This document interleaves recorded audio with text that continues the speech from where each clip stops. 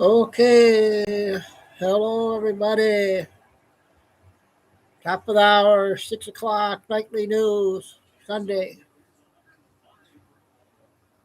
Hope everyone had a good weekend.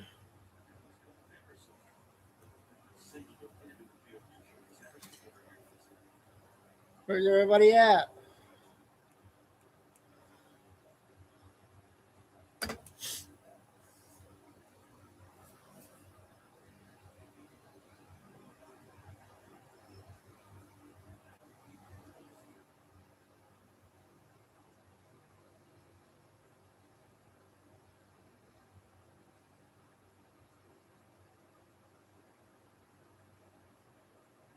Oh, still no Billy Bean out today.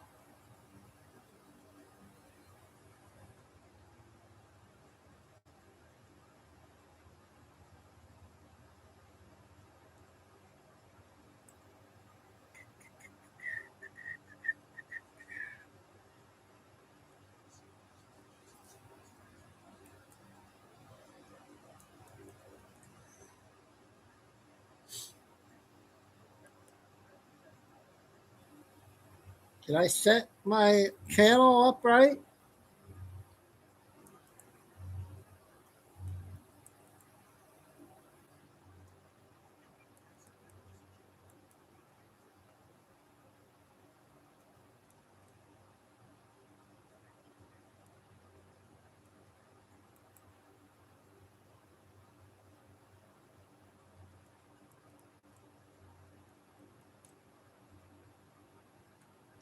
Gloria's first one in. Yeah, I don't know where everyone's at, Gloria.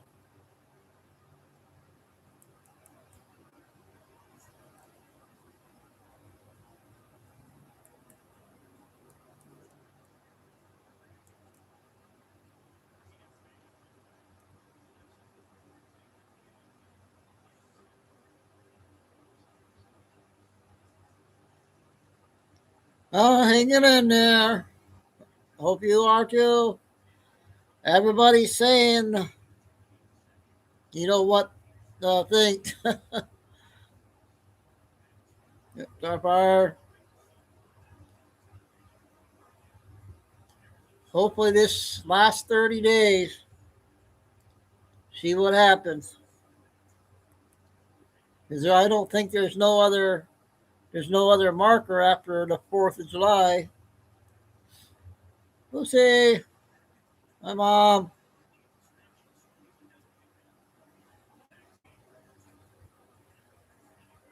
But I don't know, so far you might know what's going on over there in Paris. Everybody's talking about Paris right now. Is that another marker?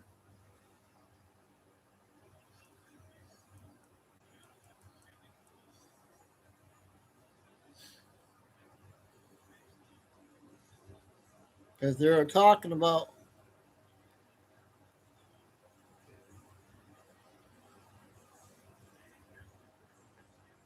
Yep.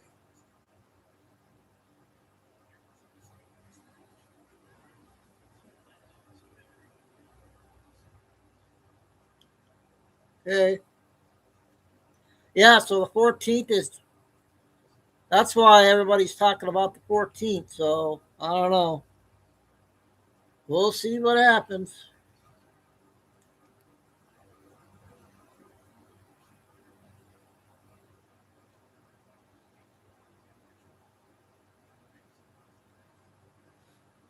Daniel.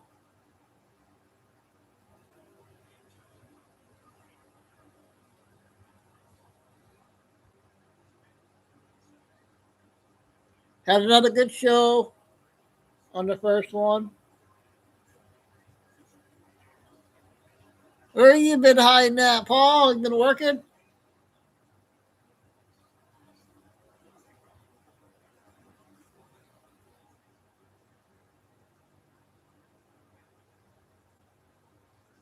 I can't believe Billy Bean hasn't been out.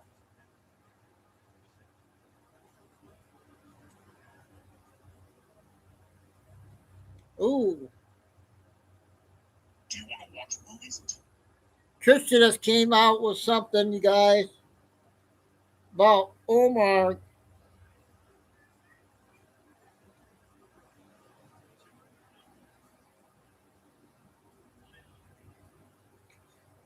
So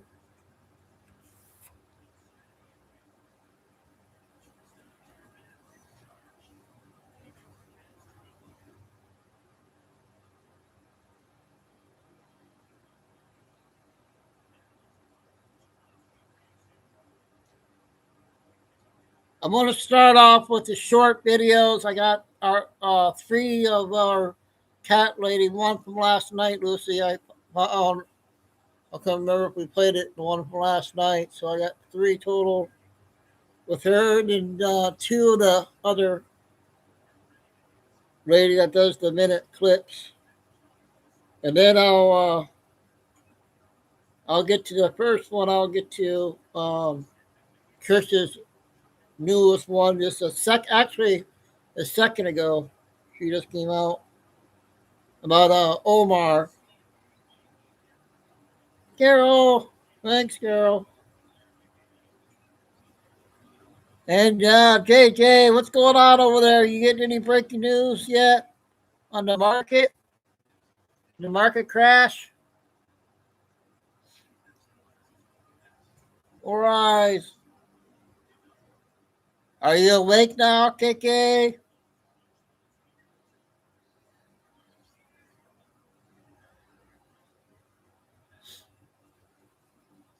Ariella?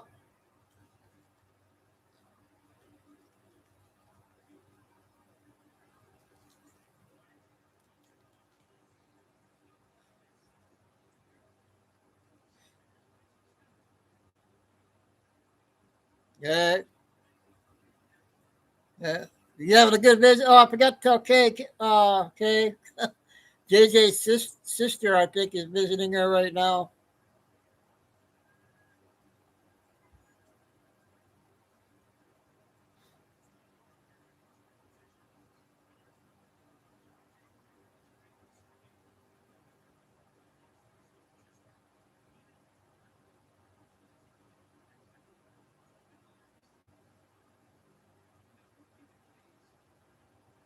I thought the full moon was last night. I guess it's tonight. That's why there's so much going on.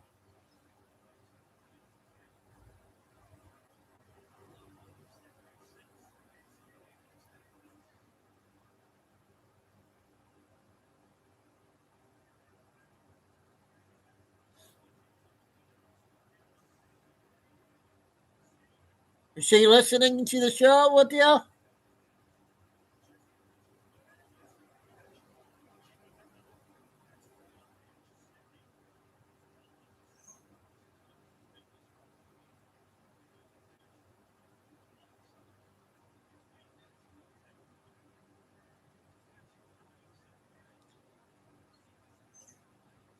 Did you get any kangaroo photos yet?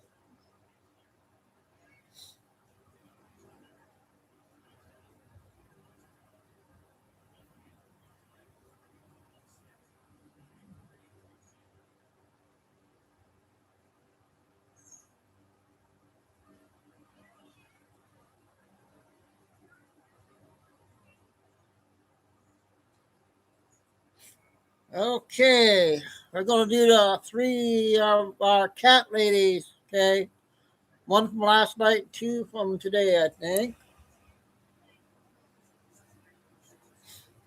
We got the X2 report.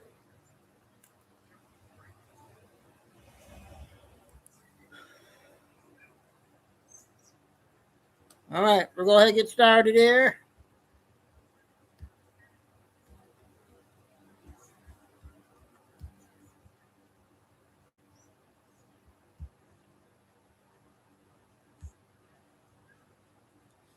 Chico's already in the window.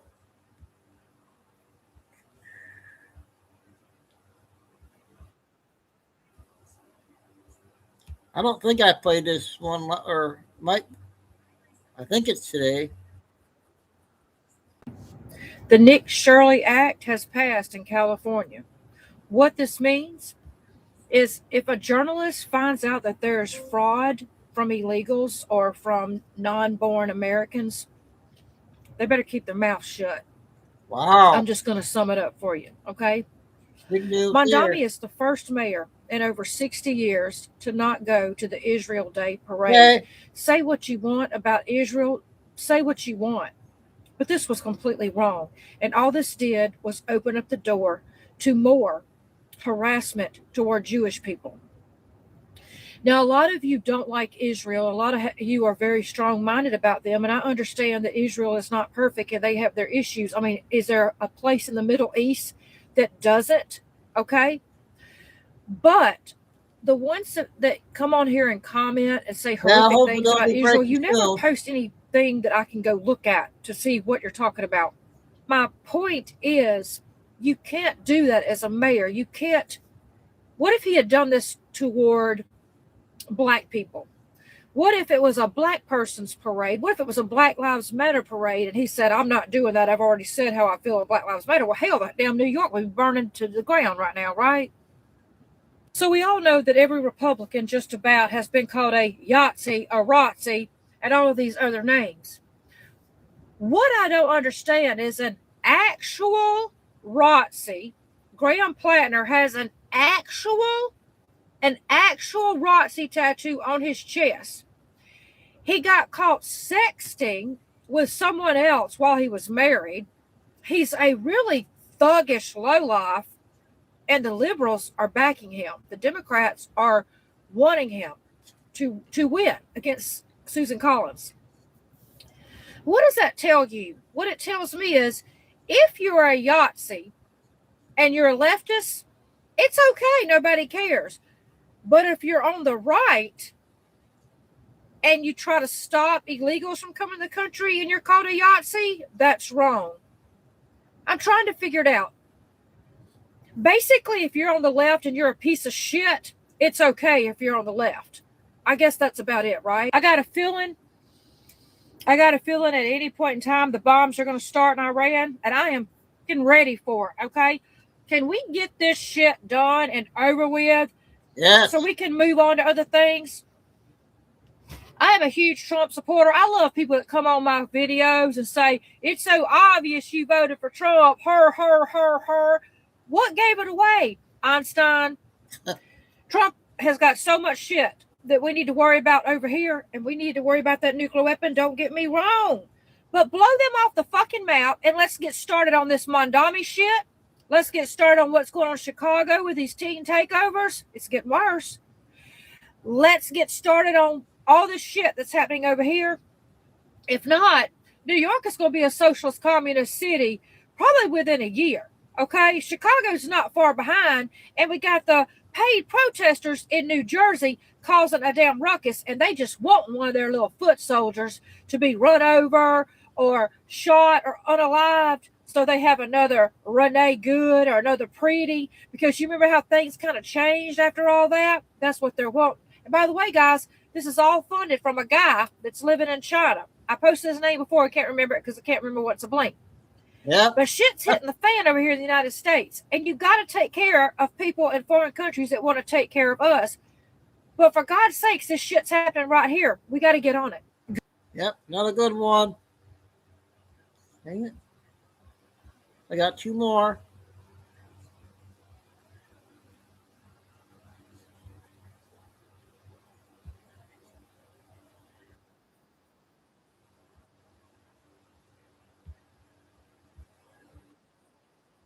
Mark Levine had a guy on there that has just cleared up what the hell is going on with Iran.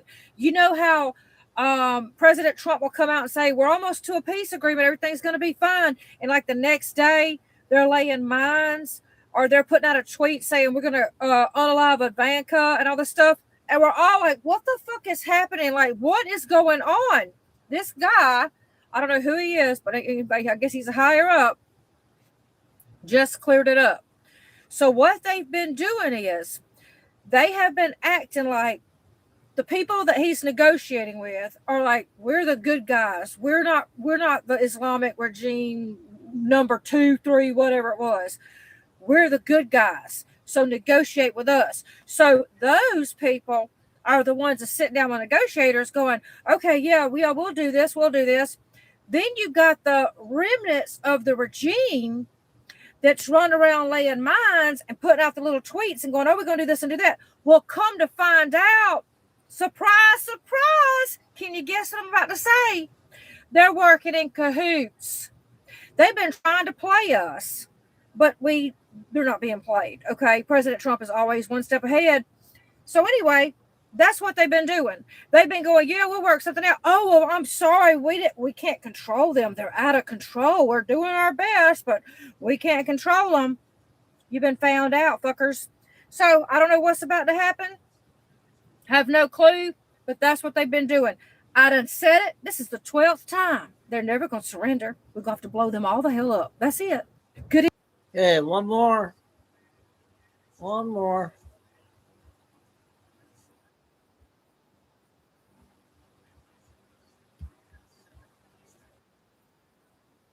Doing. So I was just praying to the Lord, and I was saying, Lord, how much longer before you let one of my videos go viral? Well, I mean, I'm on here, I'm talking about politics, I'm talking about this, I'm talking about that.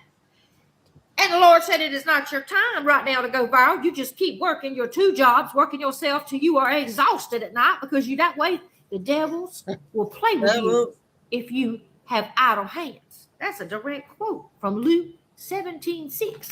A direct quote. The devil will play with you if your hands are out. Well, let me tell you something. So I was feeling bad. I was not feeling good.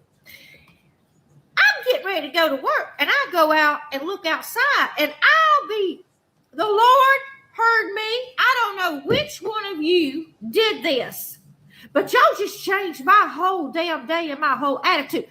I walk out the door, and there are 2 32-pound bags of meal mix for these little cats that I rescue, because y'all know I'm a cat lady. I'm trying to say this and try to stay in character and not tear up, okay? That ain't the story. I appreciate that more than you'll ever know. You don't know how much I appreciate it. I have no words for how thank you are. Who did this? Who sent this? This damn bag of Doritos is bigger than my damn dog. This damn Dorito got its own zip code. Now, who did this? Y'all done made me so happy. I cannot wait to open this bag of damn Doritos. Let me tell you why I'm not chewing none right now. Because somebody commented on my last video, was laughing and said, you're going to bite your tongue. Well, I'll be damned if I didn't bite my damn tongue. I have had a canker sore on the side of my damn tongue. And I ain't able to eat them yet, but you just wait. Thank you so much, whoever sent this. I cannot wait to make another video. Whoever sent this, you a damn angel. Okay, you straight from the heaven sent.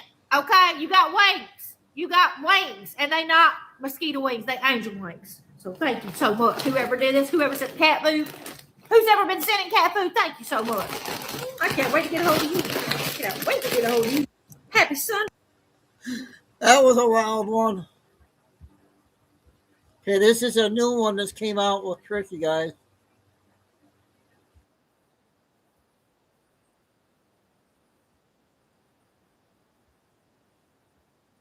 Session. This is money coming from the federal government. It's your tax dollars. It's my tax dollars. The only way we can hold them accountable is by putting them in jail. Does that include politicians? Well, I know that we're in the investigative process, and I know that your answer to me probably will be you need to let the investigation play out. But if this lands, and can be proven, that politicians were in some way culpable, overseeing it, negligent in some way, political accountability just isn't enough for the American people. That's consistent with the president's absolute directive to his Department of Justice. It does not matter if you're a politician or if you're a fraudster from Somalia. We cannot tolerate it. And Governor Walz is a great example. He has done nothing but sue us. Okay, sue the Department of Justice for trying to get records to understand the fraud happening in his state. Okay, so that is his reaction to us trying to save the government's money and recover against fraudsters, is filing lawsuits against us. And what's been the reaction of California Governor Gavin Newsom? Well, we've all seen it. On the one hand, he all of a sudden did a little bit of fraud arrests. He arrested a few people for fraud. Otherwise, eerie silence from him. Eerie silence, and there's more money being spent in California from the federal government and any other place in this country. And the fraud is extraordinary. And so at some point, politicians have to be held accountable, whether it's through me and through the grand jury process or through the voters. They have to be held accountable. All right. Mm-hmm. Well, Ilhan, time might just be up. And this little move is not going to help you. HR 8798. Remember that one? It's called the Universal Schools Meal Program Act of 2026, because you know what? If it didn't work out the first time, you go back for more. I mean, I actually can't believe the gall of this woman. Like this is what, I mean, this takes some serious cojones. Okay. Like, I mean, you're going to come back and actually introduce another meals program after your meals program cost American taxpayers $250 and wound up with like, I don't know, 80 some odd people in jail. I mean, it's incredible. It's incredible that she would actually have the gall to do this, but she does. Of course she does. I mean, this is the woman who has so much gall. I mean, so much that she would actually report nearly 30 million in income and then turn around and report, oopsie daisy, just 97,000. I mean, okay. So just so you know, this is what it's supposed to do. Free meals for kids. Okay. So the bill aims to ensure that children enrolled in participating schools have access. And you know how you go to the Leering Center, you're going to get all kinds of free food. They're going to charge the government up the wazoo so that you get healthy meals for students. I mean, look, no one's against, and this is what's really important. You know, Stephen Miller said this the other day. Do I have that soundbite? I should play it for you if I did, because you know what? He got out there with J.D. Vance and they had the task force thing that they were doing at the White House. And Stephen got out there and said, you know what? We anticipate or assume that people are going to have the right intentions, right? They come to this country and, you know, we have a certain respect for everybody and we want to be there to help you. We absolutely want to help you if you need help, and we'll find a way to get it done. And that's what our welfare program has always been. And so we assume that, you know what, if you say you have hungry kids, we'll help you feed those hungry kids. And we never even check to see if you have kids, right? Like that's the problem. And you get people that maybe aren't playing with the same kind of ethical orientation and they take advantage of us. And when you have people that take advantage of the system, it's like the freeloaders over there in Europe that are taking advantage of us. It just doesn't work, okay? Just doesn't work. Let's listen here. These are crooked people. These are thieves. They're all crooks. The Somalians, what they've done to Minnesota, the Somalians, they're crooked as hell. Ilhan Omar, crooked as hell. They're all crooks. And we got them. We got them. Now we're putting the clamps on. He's putting the clamps on, all right. Oh, you better believe it. Let's see. Let me make sure this is the right one. At the beginning of this administration, we asked every state, red and blue, to share with us their voter rolls so that we could scrub it against the DHS file of illegal aliens to remove illegal aliens from their voter rolls. And they wouldn't do it. Okay, so it was the wrong soundbite, unfortunately, but he's very good. He's very, very good. I got to tell you. The left hates him because he's so darn good. He's very smart. And I know him, and he's actually a nice person. They give him a very bad rap. But the point is that in that case, he's talking about illegals and the possibility that they're going to be voting, which is something that for whatever reason out in LA, they really like to do. I mean, that was unbelievable. Remember the mayoral debate? And everybody thinks it should be worth considering, except for Spencer Pratt, who actually has, a couple of brain cells. I'm telling you, It's amazing that they think that that's going to work. Anyway, Stephen had a very good point. He said, look, you know what? We assume the best. And when you come here and you take advantage of us, it's really kind of a problem. And this is what Ilhan is believed to have done, to try to take advantage. I mean, she didn't try, she did, right? What do you think that was about? My gosh, I mean, just disgusting, just absolutely disgusting that they did that. And that she's not even showing any kind of remorse. And she says, when you dare to ask her about any of it, she said, no, how can you say that? Like, you're just being racist. And that's her MO over and over and over again. Again, we're asking simple questions. When people say, how did you get to 30 million? And she said, how dare you ask that? You just somehow think that I am not entitled to have my American dream. No, we just really want to know how you got to 30 million, right? Because, you know, your hubby kind of seemed like a loser with his little cannabis companies, for which he was multiple times accused of fraud with. And suddenly he's got a venture capital business involved in 81 different countries and and somehow now you two are worth up to 30 billion? Like, how does that happen? We're allowed to ask that question. You can't turn around and say that it's racist. And you know what? She's got to face the music, okay? Here she is with Margaret Brennan a few months ago when this was all coming out. And Margaret's like, you know, most of them are from your district and most of them are from the Somali community. And do you have anything to say about that? No. Of the 87 people charged, all but 8 are of Somali descent. And that has added to the spotlight being put specifically on your community. Why do you think this fraud was allowed to get so widespread? Well, I want to say, you know, this also has an impact on Somalis because we are also taxpayers in okay. So we're really... Well, Minnesota. We also could have benefited from the program and the money that was stolen. And so it's been really frustrating for people to not acknowledge the fact that we're also as Minnesota. Can you not just answer the question? As taxpayers, really upset and angry about the fraud that has occurred. Listen, I actually... You know, innocent until proven guilty, but there are just too many questions here, guys. Too many questions. And I've said this to you before, and I'm going to say it again. I'm frustrated because I don't feel like we're getting enough information. I do trust the system, and that I know that the president can't stand her. Okay, like I know that he cannot stand her, and this has been an enormous thing to have come forward.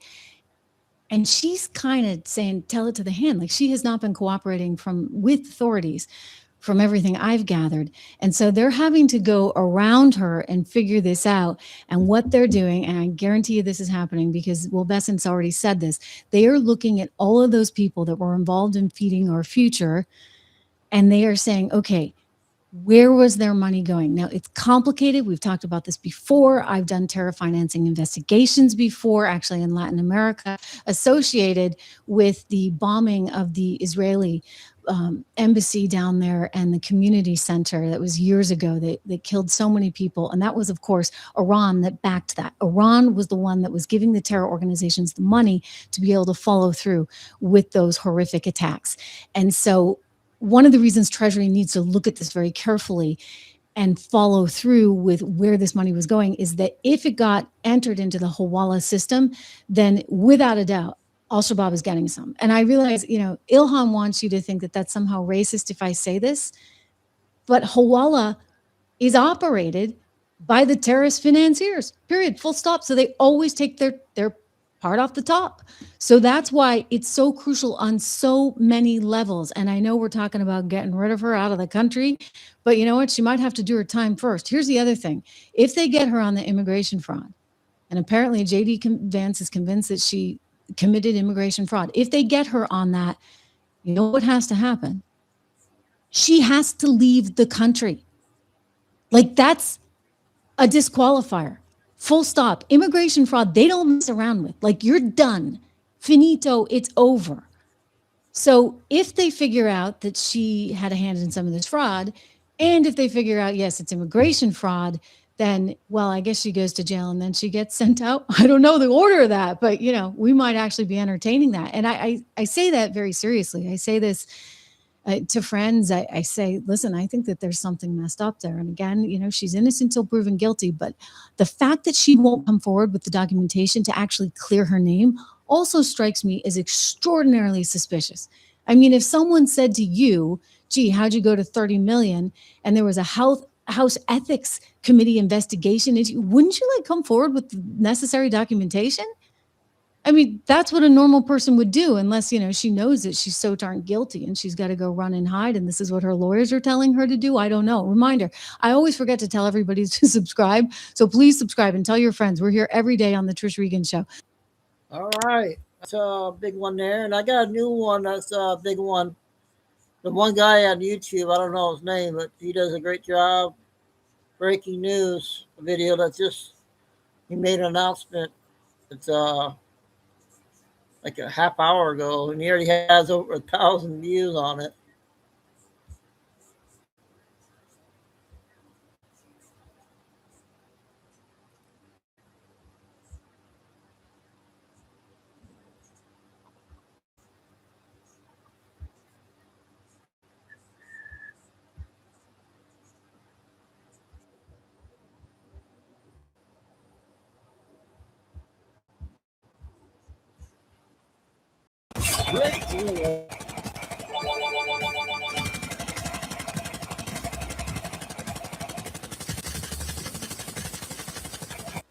Ladies and gentlemen, I'll tell you what, it seems like the hardliners, the extremists inside of the Iranian regime had thought that they were going to be able to bully President Trump into submission during ongoing negotiations.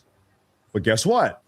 President Trump this morning seems to have just rejected their most recent counterproposal, saying, hey, meet my demands, all of my demands, this guy's good. The deal is off. And then you're going to get blown up. Seriously, folks, take a look at this. Breaking news coming out this morning. President Trump has reportedly rejected the Iranian regime's latest demands and returned a revised offer that significantly hardens Washington's position, according to the New York Times. The new proposal reportedly rules out the release of frozen Iranian assets. It drops any Lebanon ceasefire agreement or component. There's big beef between Israel, Hezbollah, and Lebanon. So ceasefire there is off the table. And it also doubles down on U.S. demands for Iran to surrender its entire enriched uranium stockpile, setting up a direct collision with the Iranian regime's publicly stated red lines. Now, we've been hearing for a while, a couple days now, maybe a couple weeks, that President Trump, he's desperate to get out of this. Trump wants out, and Trump is so desperate to get out of this because of the midterms or whatever this, whatever that Trump is willing to capitulate and surrender to the Iranian regime. That's this bogus left-wing, anti-Trump narrative that's been floating around. There's Chico. Not true. Not true at all. If that were true, Trump wouldn't be rejecting their demands, instead making his own even harsher demands, which is what he's doing. No, he'd be rolling over. He's not rolling over, is he, folks? Another report here coming from U.S. Treasury Secretary Scott Bessent this morning, who's been a key player in all of this. U.S. Treasury Secretary Scott Bessent said this morning that President Trump would ensure Iran kept its promises under any future agreement and warned that any deal would be enforced militarily and economically. Whoa. He said, and I quote, "What I have confidence in is that President Trump is going to hold them to it," Bessent said in an interview with Fox News this morning. That with the Iranians, we'll see their government, as I've said, we didn't have regime change, but we changed the regime, he says. The first layer was decapitated. The second layer was decapitated. Now we're on the third group inside the regime, so maybe they have seen what happened to the others, and they see what President Trump is willing to do. Talking about what? Blowing them up. Yeah.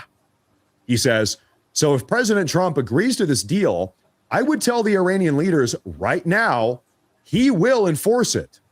And both militarily and economically. So Besson is laying down the law. What are we talking? He says, whenever this deal, if this deal is ever signed off on, if the Iranian regime goes back on their word, if they renege, so to speak, then we are shutting down their economy again. Maybe the U.S. naval blockade of the Strait of Hormuz is back intact again. Maybe we're dropping more bombs again. Hey, if they make a deal, if we strike up some type of deal, they had better hold up their end of the agreement. Otherwise, tick, tick, boom.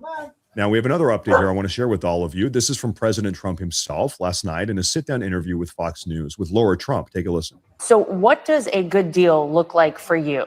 Well, first of all, there's no deal that's good enough because the media will cover it. And we're making a great deal. We're going to make it a great deal. Or we'll just go back and finish it off militarily.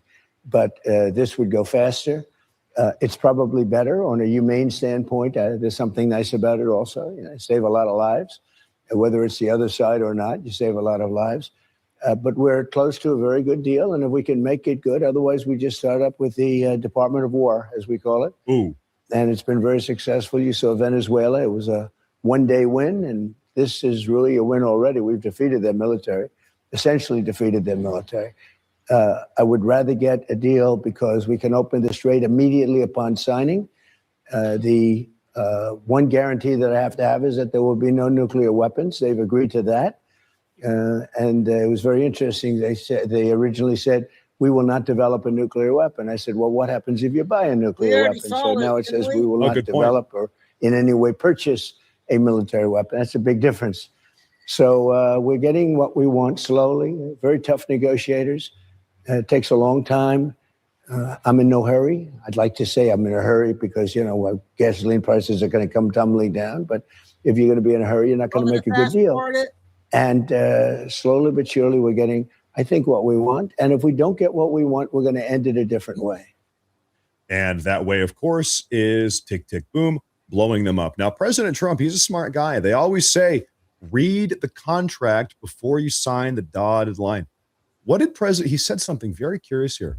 He said, well, what if the deal originally says it mandates that the Iranian regime will never make their own nuclear weapon? Well, that would allow a loophole. Maybe they could then purchase a nuclear weapon from somebody else. So Trump here, he's smart. He knows how these deals, these negotiations, they go. No loopholes, no workarounds. Okay, no gray area, nothing ambiguous at all. He's making sure this deal, this negotiation, the contract, if you can call it that, maybe it's a funny term for it. He's making sure this contract is bulletproof and that it's going to deliver exactly what we want. Now, President Trump this morning actually reposted on Truth Social, effectively endorsing this, something that Newt Gingrich posted. So I'm going to share this with you folks because President Trump, he echoed this sentiment, signing off. He reposted this himself, giving it a seal of approval. And it actually adds a lot of insight to this entire situation and where President Trump's mind is right now. Take a listen to this. Newt Gingrich, former Speaker of the House, Republican, he says, after spending this week reviewing the Iranian war, I am now convinced that President Trump is on the edge of an historic victory.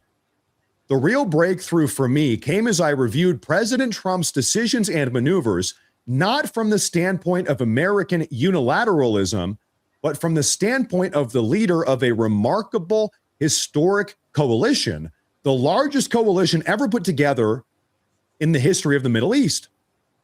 Everyone understands that Israel is an important ally. What is little discussed is the depth of support from the UAE, Qatar, Bahrain, Saudi Arabia, and other countries in the region. It has to be sobering for the Iranian dictatorship to realize that it does not have a single ally willing to challenge the American naval blockade. Slowly, gradually, timidly, our European allies are lining up to help with the Persian Gulf and the Strait of Hormuz as well. A great deal of President Trump's maneuvers against Iran makes sense once he is seen as a coalition leader and not just as a unilateral American president. I spent a lot of time over the last couple of weeks reviewing kinetic options, including winning the Battle of the Persian Gulf and the Strait of Hormuz, and if necessary, using the shocking and shattering level of force that President Nixon and Secretary Kissinger used against Hanoi and Haiphong in Christmas of 1972, which both leaders believed convinced the North Vietnamese to agree to a truce and the freeing of American prisoners of war. If this were a unilateral American campaign, I could enthusiastically support a more aggressive kinetic campaign. However, it is also clear it would shatter the coalition because our Arab allies are convinced Iran could still do enormous damage to their oil fields and infrastructure. Coalitions are inherently slower than unilateral campaigns. However, coalitions ultimately bring vastly more power to the fight. I am as frustrated as everyone else by the pace of talking with the dictatorship, but having reviewed the correlation of forces and the options available to the coalition on one side and the Iranian religiously motivated dictatorship on the other side, I am prepared to assert that President Trump's coalition leadership, something almost none of his critics want to acknowledge, is within reach of an enormous historic victory right now. And if the Iranian dictatorship ultimately proves it is hopelessly committed to a suicidal position, there will be plenty of time for a kinetic campaign of enormous power and effectiveness. Don't worry about that. Either way, we are on the edge of an astonishing victory for our values and for a safer Middle East. Now, folks, like I said, this very long post here is posted by Newt Gingrich, and we're sharing this here because President Trump himself reposted this morning on Truth Social, sort of saying, yeah, that's what's going on here, eh? Yeah, endorsing this message. But now, I want to share something here. This is where today's broadcast is going to get a little bit crazy. It's going to take a turn. I want to share with all of you something, this report that we got yesterday. In fact, we talked about it yesterday.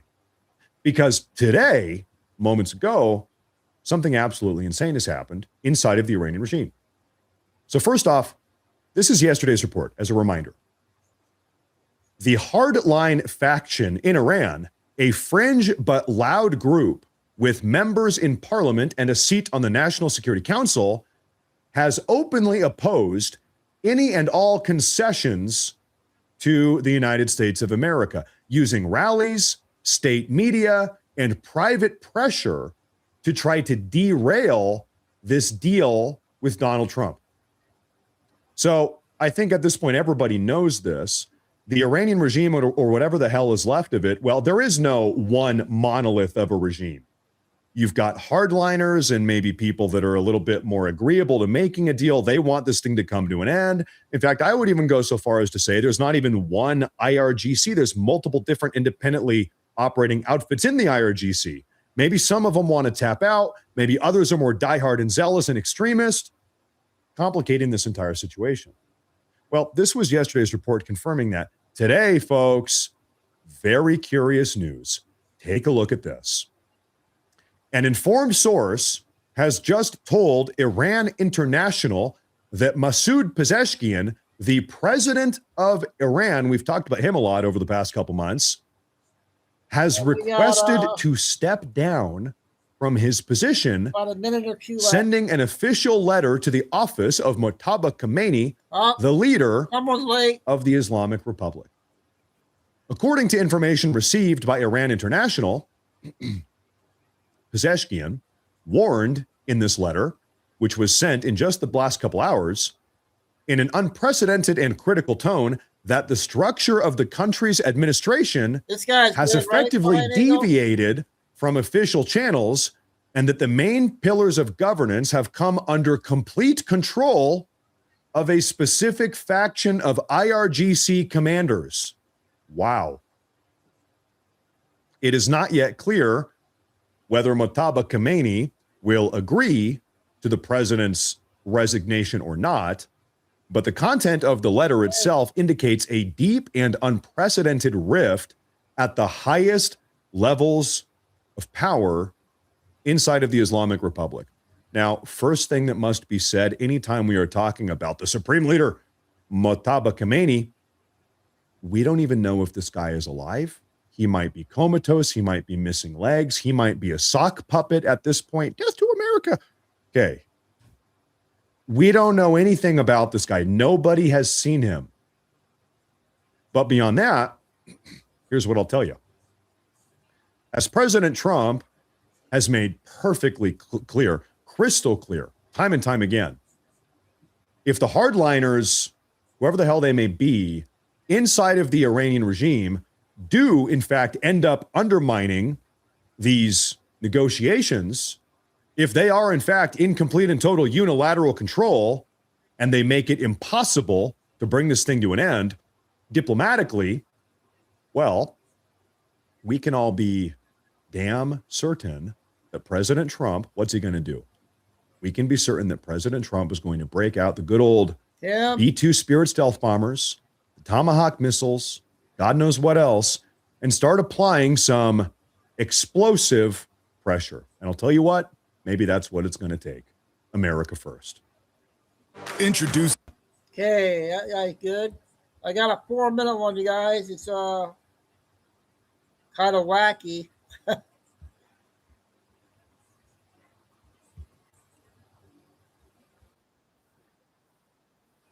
has a lot of views on it, you guys. This one has a lot of views. Kimono moment, as I'm blue and I'm full and I'm in Sagittarius, the centaur. Now listen, before anyone spends another 4 fucking hours overthinking a text or an email, I would like to make an observation because that's my job. You're not confused about what to do next. You're just avoiding it. And that's a huge fucking difference. Because some of you have gathered so much information about your lives and why you do things and how you do things. You could do a fucking TED talk on why everything feels like shit and yet I continue to do the same thing. The sun's in Gemini. I'm in Sag. We're having a big fucking dialogue about this. You've analysed your childhood and your attachment style and your Chiron wound and your mother issues. And at some point, you have become so fucking self-aware that you're exhausting to be around. Your friends are tired of hearing the same fucking thing and you're not doing a single thing about it. Because despite all of this insight and all of this information, you're still standing exactly where you were 2 years ago. And hear me when I say this. Hear me when I say this. Information isn't transformation. Get it? It's a biggie. Sit with it. Information is knowing you hate your job and everyone at your job hates you. Transformation is seeking a career coach and fucking reinventing yourself.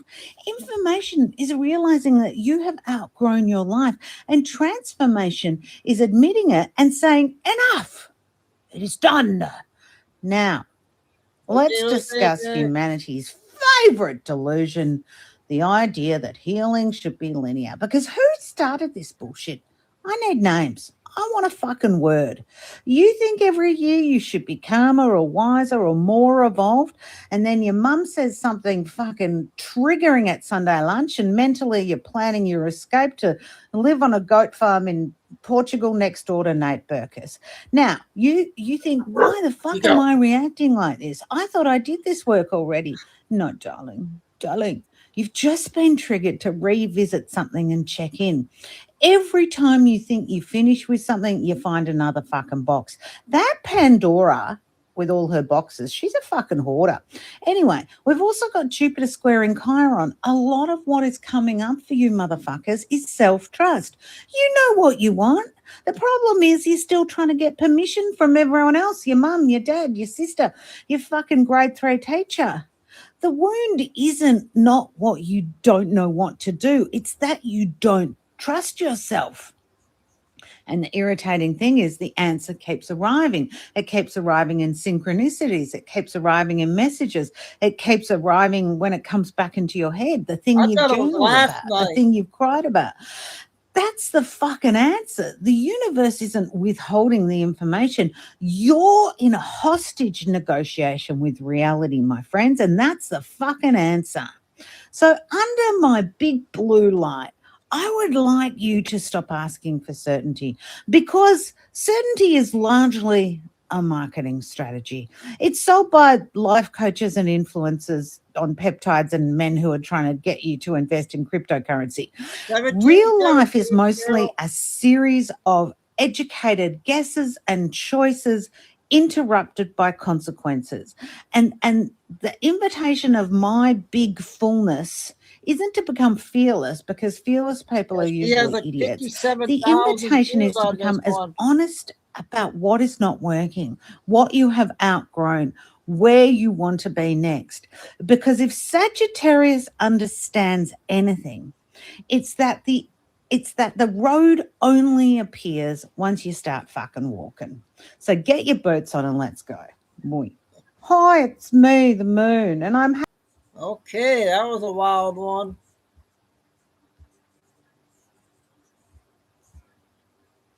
We got some updates from the protesters, you guys, okay?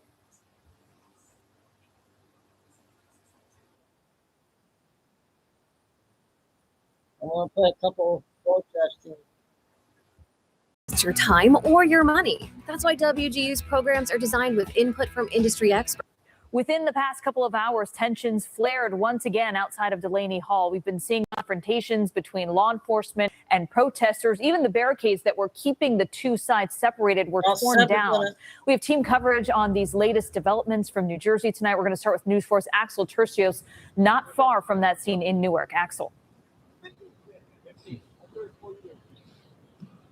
Rana, tonight the situation heated up pretty quickly. Take a look at all of those police cars. In a matter of seconds, all this area packed up with patrol cars.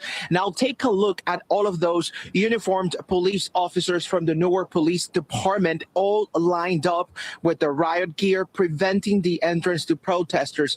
Now also take a look at the amount of patrol cars that we can see at the end of that street, and ambulances. Tonight also from the distance, we were able to hear tear gas bombs going off. Now let's take a look at those videos showing the clashes between law enforcement and protesters right at the protest designated area outside Delaney Hall. Clashes that turned violent. Protesters were holding on to the barricades while officers were fighting to keep them in place. A very chaotic scene tonight. Gas was deployed to disperse the demonstrators. Almost 10 days of protests outside Delaney Hall. Some lawmakers and protesters allege the facility has inedible food, dirty conditions, and lacks access to medical care. They are being unfairly treated in there, unhumane conditions, and that needs to end. Why would anyone want anyone's family member to go through that? There's women and children inside. Saturday, demonstrators demanding the release of immigrants held at the detention center. My family member has been 2 months there. He said that the things getting worse inside every day. That if the congressman's coming, it's worse every day. The people who are here are committed to support the hunger strikers inside for as long as it takes. Some in support of the ICE operations inside the detention center. Where's the evidence that they're being humanely justice? State police and other law enforcement officials in riot gear. After tension boiled over Friday night, a large team of state police carrying riot shields moved in on protesters, reportedly given a warning beforehand. Eventually, pepper spray was deployed. Now, protesters are calling for more help from Governor Mikey Sherrill. Their specific demands are for Governor Mikey Sherrill to get her down here instead of sending state troops to protect ICE. In a statement, Governor Sherrill defended the deployment of state police, saying, quote, "This was absolutely necessary to protect public safety and avoid escalation from ICE." What do you guys think about having state police being sent by the government of New Jersey? Yeah, I think there's clarity that maybe the intention was to create safety, but we saw last night that if the police are here, they'll only escalate the violence. Saturday, the Department of Homeland Security posting on X, quote, "Alongside New Jersey State Police and local law enforcement partners, We are restoring order and keeping our officers safe. Together, we have made it clear we will not tolerate rioting or obstructing law enforcement.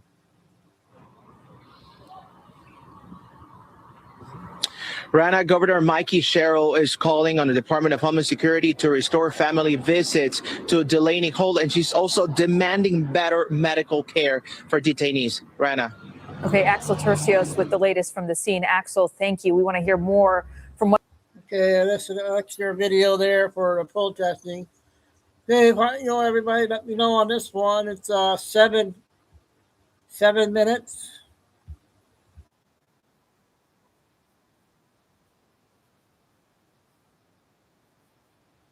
And the third temple, completely unrelated, onto a totally different subject. We know that Charlie Kirk recently passed away, and not related, he was totally against any kind of war in Iran. It's Iran. Shut up. What would you do if I told you there is a mainstream lie that you actively believe right this minute, and the Bible says the complete opposite of your view?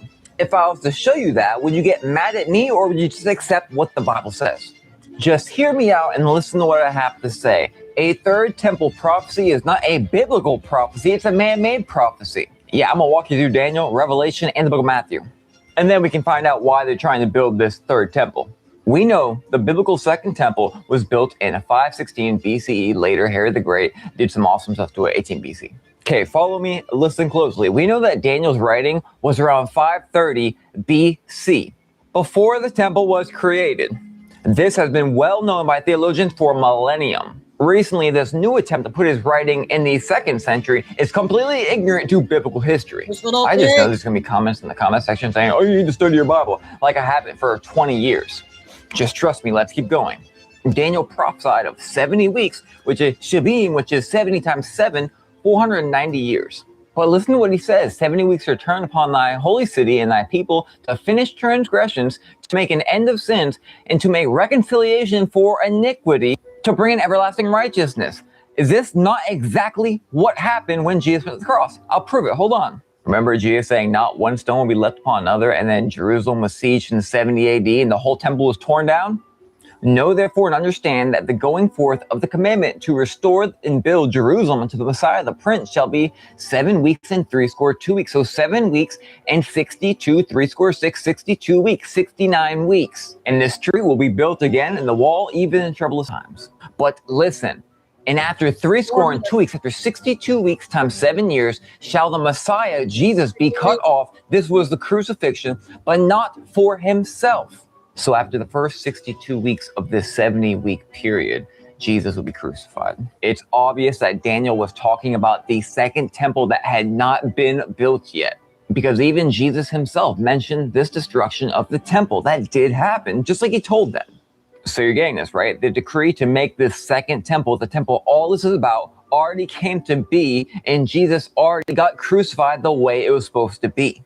Sometimes we hear something so many times and it just becomes true and instinct in ourselves. Right here, Jesus went out and departed from the temple. The disciples came to show him the building of the temple. And this is the second temple that Daniel prophesied. Jesus even mentions Daniel in Matthew 24. And Jesus said to them, see, not all these things, verily I say unto you, there shall not be left one stone upon another that shall not be thrown down. He's clearly talking about the second temple, the temple that Daniel prophesied. And even the Pharisees knew what Jesus was saying because they were angry and said, this man says he's going to tear down this temple. Right around 70 AD was the siege of Jerusalem. I don't know why we aren't taught these things, but all of Jerusalem was destroyed, ransacked. The Romans overthrew it. And there was only a small portion of Hebrews that escaped, and they escaped into Africa. And also it was noted in the book of Antiquity of the Jews by Josephus, where he firsthand witnessed all this happen, the siege of Jerusalem. You know, who was able to escape? What happened to everybody? Josephus was a Romano Jewish leader, a scholar. He even talked about seeing a war happen in the heavens. But this video is not about that. So clearly and scripturally, that was the second temple. And the third temple is a spiritual temple. Revelation 21. This is after Revelation 20, when the devil's been loosed upon the world to deceive the entire world, which happens after the tribulation, says God shall wipe away all the tears from their eyes. There shall be no more death, neither sorrow nor crying, neither shall there be any more pain, for the former things are passed away. Yes, things still die in Satan's little season after the tribulation. Again, tribulations, little season. And after the little season, when Satan is destroyed once and for all, then God shall wipe the tears from their eyes, and there'll be no more death, because the curse is broken. The new Jerusalem. He said, I will show you the bride, the Lamb's wife. And he carried me away in the spirit to a great and high mountain and showed me the great city, the holy Jerusalem, descending out of heaven. So this building, this temple he's about to measure, descended out of heaven, not built on the earth. And then we see the description of the temple, how big it is, its stature, everything. So we have the Old Testament second temple, we have the holy Jerusalem coming down from heaven, and we finally have the real third temple, the one that exists on this earth right now. Know ye not that ye are the temple of God, and that the Spirit of God dwelleth in you, just like he dwelt in the physical temple. If a man defile the temple of God, him shall God destroy, for the temple of God is holy, which temple you are. What? Know ye not that your body is a temple of the Holy Ghost, which is in you, which ye have of God, and not your own? Why do you think God says not to trust yourself? Do you see how easily we can be put off track and be looking for the wrong things? I'm about to get to this in 1 second. Look, we all thought there was going to be a physical third temple that was prophesied by God and through Daniel. So don't let the truth make you mad at me. I showed you with every instance in the Bible, even down to the century. Look, we can all succumb to cognitive dissonance. I have many times in my life as well. But when you see the truth, word by word in the Bible, are you going to believe the truth or not? So this, how nefarious do you think it'd be? Mankind is trying to build a third holy temple that God never authorized, and he already made us temples on this earth. You starting to get the picture. What could they be doing with this temple? And they're going to blaspheme and call it holy. And then they'll blaspheme God by saying that temple's holy, and then they will once again start doing sacrifices against God. So now we have thoroughly proved that there is no third built temple by mankind. That's biblical prophecy, Daniel's prophecy. But there's most definitely a prophecy to build this temple. It's a prophecy of mankind.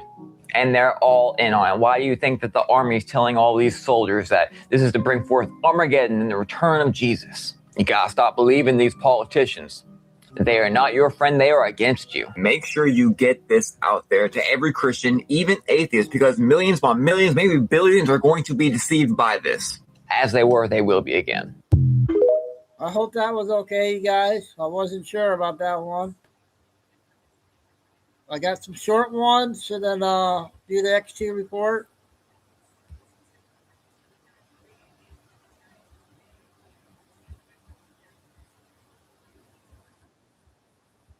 Pennsylvania, Lucy.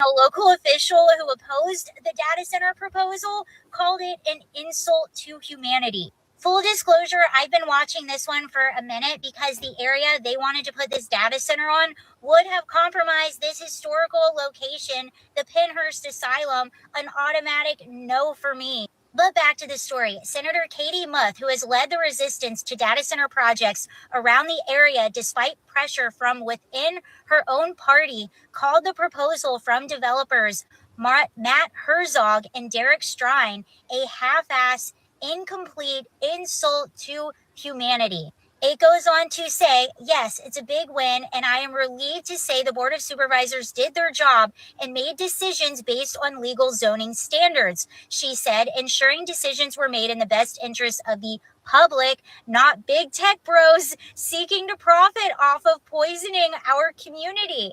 So she pointed to the proximity of the proposal to the Southeastern Veterans Center as one of its most egregious aspects. So I didn't even know that part. I was looking at that asylum. Part of the proposal would have had the data center operations less than 400 feet from where veterans live in long-term care facilities. During Thursday night's meeting, numerous veterans were in attendance and had prepared in-depth research to counter arguments of attorneys there to object. So this is happening in Pennsylvania. In Pennsylvania, despite Governor Shapiro's efforts, 70% of Pennsylvanians oppose data centers. Despite that, there are tons of them all over the state being proposed as we speak right now.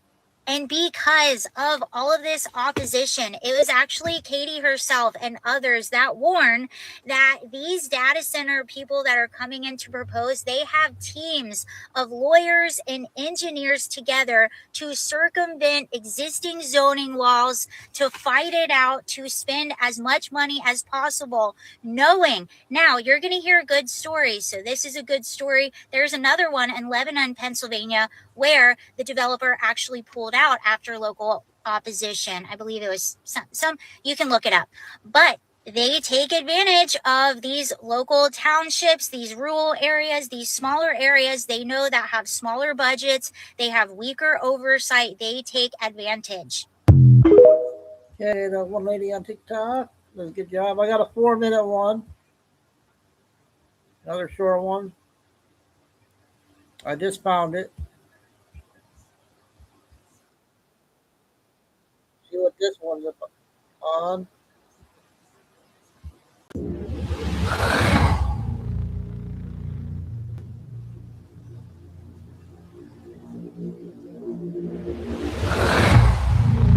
You are hereby charged by the United States of America on the following 4 counts: crimes against peace, war crimes, crimes against humanity, and of a common plan or conspiracy to commit those crimes. Guilty of treason. All right.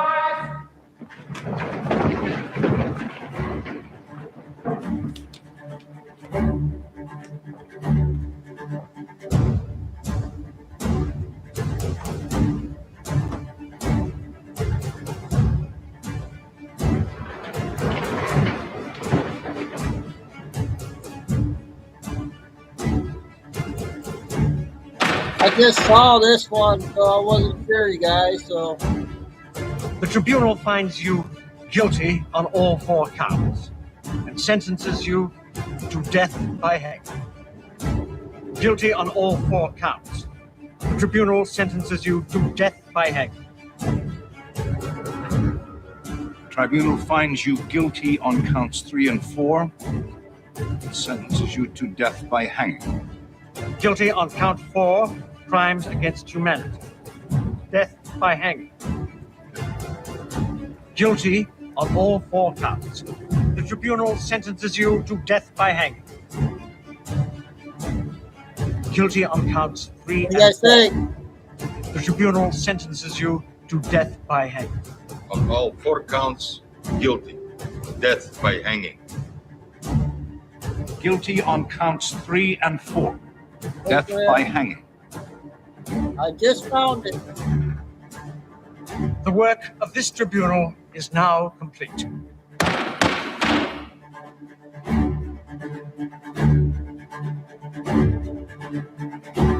Under 2 minutes.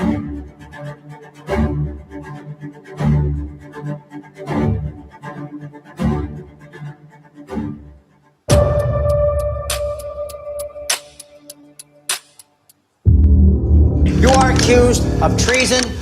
The court finds you guilty.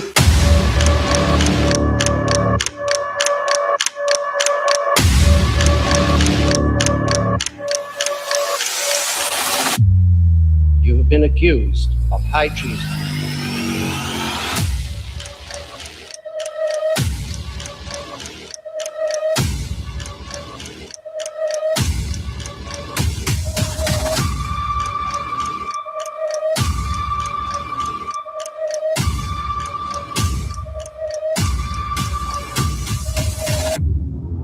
You have been accused of high treason.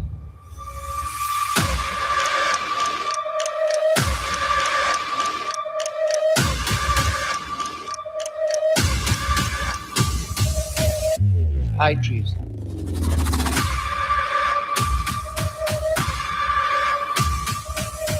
High treason.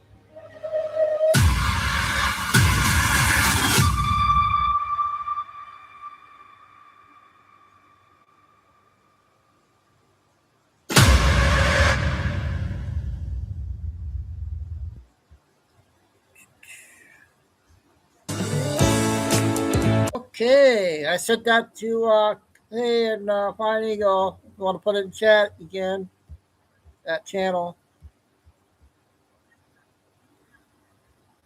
I got 3 more short ones, and we'll do the X2 report.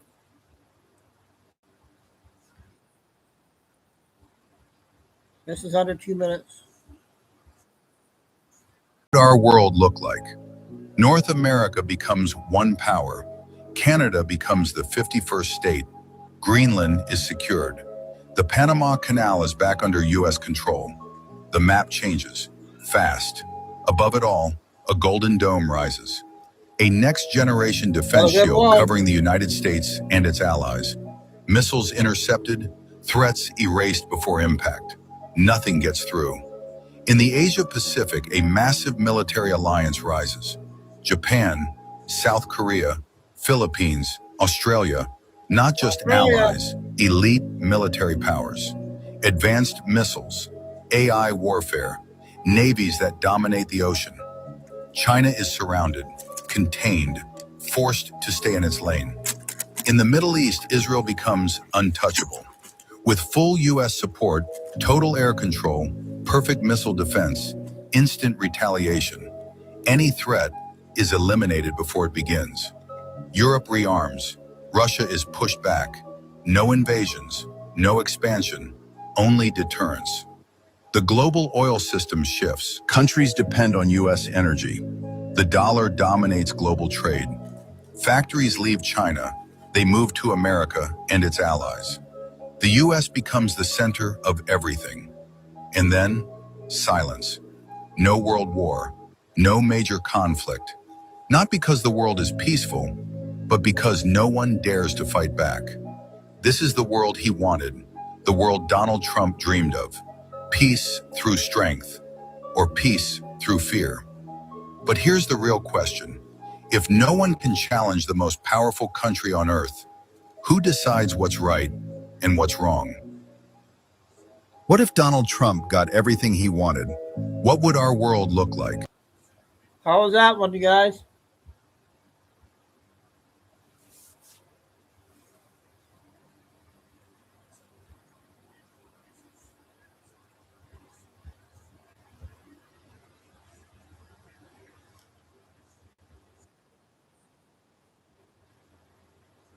Thanks, Maria. This is our other lady on TikTok. What I've been talking about, it's exactly the same. The North American Technate, which I've gone over in previous videos, and this idea was created by this man right here, Joshua Haldeman, who is the grandfather of Elon Musk, who was also in the Social Credit Party. And we know that Elon Musk has been talking about making X like WeChat in China, which is tied to their social credit score. He wanted to give everyone a certificate of distribution available to every citizen from birth to death. And the Technate would encompass the entire American continent from Panama to the North Pole. They came up with energy certificates, which would have a table with the information of a citizen's identification, age, sex, occupation, location, energy allotment, purchases made, and the issue date and expiration date. That would be called an energy distribution card. That would look something like this: a universal identity card. Every citizen would be given an amount of energy that they can use. You cannot sell or give away your energy. If you don't use it, it becomes void. It would be like a universal basic income, but with energy instead of money. Just like Musk predicted, he's just walking in his grandfather's footsteps. With the North American Technate, you would not have politicians anymore. So you wouldn't have the left or right paradigm, which would help with all the division. The technocrats would be in power. You know, the billionaires, kind of like what Trump is doing right now in Gaza. And you can clearly see the map. Hey, one more.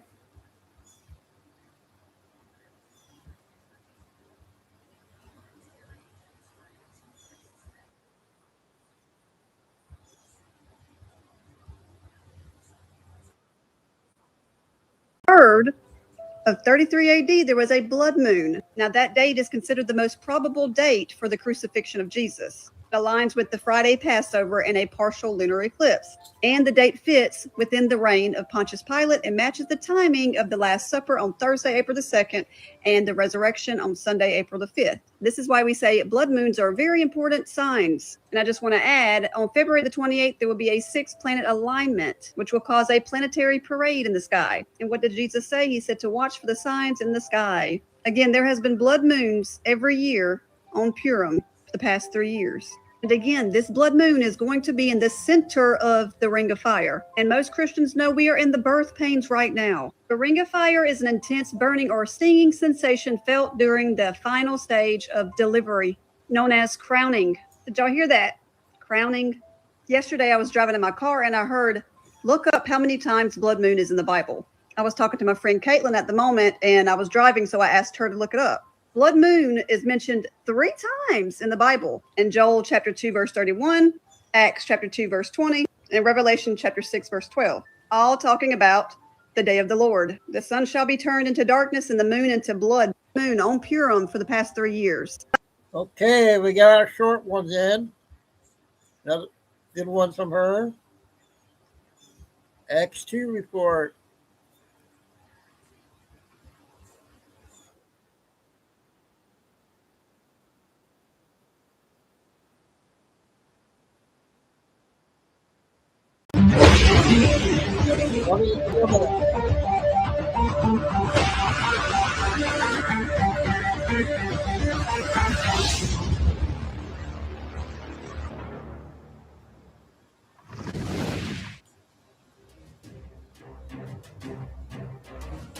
It's commercial at the beginning. GLP-1 drugs don't actually work. This is why I'm obsessed with GLP-1 elevating with subscriptions. Head to you can see that Trump has sent a message that it's almost time to audit Fort Knox. Now, the question is, why is he putting this message out there? He did this before with Elon Musk, saying we should audit Fort Knox. And a lot of people believe that since we haven't audited Fort Knox in a very, very long time, that the gold isn't there. But if Trump is saying that we need to audit Fort Knox, for some reason, the gold might be there.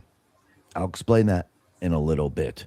But first, you can see the deep state players, their entire system is being ripped apart. Trump now is taking everything that the central bank, the deep state players have done, and he's reversing everything. He's restructuring it back to the way it was. Remember, this is not just a 4-year presidential election where Trump is president and he brings inflation down to 1% and everyone feels good and a couple of jobs are added to the economy and fuel prices come down around $2.50 and everyone feels good. This entire mission right now is to remove the private Western central bank system. The entire mission is to reset their reset. And that's exactly what Trump is doing. So every step of the way, when you see all of these things occurring, this is what Trump is doing. He set up the parallel system. He set it up on purpose. What would we need it for if he was just bringing inflation down? What would we need the tariffs for if he was just creating a couple of jobs, business as usual? He created it because that is the income system that removes the private Western central bank system. You need a system that actually competes with the Federal Reserve, where the Federal Reserve loans us money, we're borrowing the money. You need a system that competes with it. If you don't have a system that competes with it, how do you get rid of the central bank system? So once again, we could see in the past, this is what presidents have used. And the central bank continually tried to come back to this country. And of course, this is the third one that we have right now. And remember, the central bank system was to bleed the country dry, to make the people work harder, to tax them more and more and more until the people couldn't be taxed anymore. And then what do you have to do? You have to reset the entire system and start all over again. You can't start all over again with the population the way it is. You have to shrink the population. You have to basically take everything, wipe it out, and start over. And this is what Trump has stopped. And Trump now is resetting their reset and restructuring the whole system so the new system works for the people. No longer will the people have to work harder and harder and harder to support a criminal enterprise. And you can see out in New York, what are they doing? They're raising taxes. Look at Virginia, they're raising taxes. Because again, when the criminal syndicate system, when their money's drying up, what do? You got to keep taxing the people until there's no people left. And think about it. Florida is about to do the opposite. They want to remove the property taxes. So we have one state that's going to put a new tax on a second home in New York City, raising taxes on non-primary residents valued at $1 million or more. And you could see that what is going to happen? Well, the people that are thinking about maybe buying a summer home maybe out in the Hamptons or anything like that, you're going to start to see the shift. You're going to start to see people say, you know something, why would I do that? I'm going to purchase my house someplace else. But let's see how this all plays out. It's almost like them raising the minimum wage, where they thought, oh, this is going to be great. Everyone's going to stay. And all of a sudden, businesses started to close down. People are like, you know what? I'm out of here. That's it. When they raise taxes on corporations or shut corporations down or didn't make the economy friendly to corporations, what did they do? Every time they do something like this, you could see the opposite is going to happen. And you can see Trump now is reversing all this. And those states that are following in what Trump is doing, you're starting to see that those states are doing very, very well. You're starting to see the people, they're really moving out of those states that are continually taxing the people over and over and over. You can see corporations are moving out of those states that are continually taxing the corporations. And eventually, those states, they're going to have to tax almost every single thing because they'll have nothing left to tax. And this is what always happens in the end. And then all of a sudden, their economy starts to implode. And you know what they want to do to make things better? They want to borrow more money, which means more taxes. The system never ends. And once again, you could see this is why Trump now is ending the central bank system. This is why Trump is ending the structure that we have today. And this is why he needed to get control over the energy pricing across the globe. And this is why we needed to have very, very cheap energy. And this is why we're going to be a manufacturing powerhouse. And all you got to do is look at those countries that really don't use that much energy. The reason why they're not using that much energy, because they're not a manufacturing powerhouse. When you look at the countries that manufacture a lot, like China, guess what? They use a lot of energy. Why? Because they're a manufacturing powerhouse. Michael Arut put this out and said, this is wild. Why does American need twice as much energy as an average European? Peter Seong says, why does an American need twice as much energy as a European? For the same reason a European needs twice as much energy as a Botswanan. Energy means prosperity, and Europeans lost the plot. And that's absolutely true. And when you start to look at countries that use a lot of energy, it's because they're producing. And you could see everything is about to change. And you could see that everything that they're structuring right now, everything that they're setting up is for the new system. And this is why I do believe we have Treasury Secretary Scott Bessent. We're going to have Warsh. They'll all be working together to restructure the entire system. And what's very interesting is Treasury Secretary Scott Bessent, he put this out, and it's very, very interesting. And then James E. Thorne, he responded to it. So this is what Treasury Secretary Scott Bessent said. While America slept for decades, our vulnerabilities grew. But under President Trump's leadership, we are alert to the risks we can no longer ignore. Now, here's what your financial advisors won't tell you. By the time the news tells you to buy gold, it's too late. You're waiting. I get it. Everybody's waiting. Waiting to see if the ceasefire holds. Waiting to see if the Strait of Hormuz reopens. Waiting to see what happens next. In honor of Henry Clay and ordered room 208 in the Eisenhower. That was not empty nostalgia. Trump has long treated Clay's creed of fair, equal, reciprocal trade as a precursor to America First economics. Bessent's speech converted that historical tribute into governing doctrine. The significance reaches beyond one speech. The United States is rediscovering its native political economy, strategic protection for key industry, public backing for national development, and finance aligned with national strength rather than with abstractions of borderless efficiency. Kevin Warsh is attempting something parallel at the Federal Reserve. His call for a new Treasury, Fed Accord, and a smaller Fed balance sheet points toward a more Hamiltonian vision of public credit, and in deeper sense, an effort to undo William McChesney's Martin's betrayal of Harry Truman. Truman called Martin a traitor when the Fed chairman prioritized monetary independence over financing national strategy.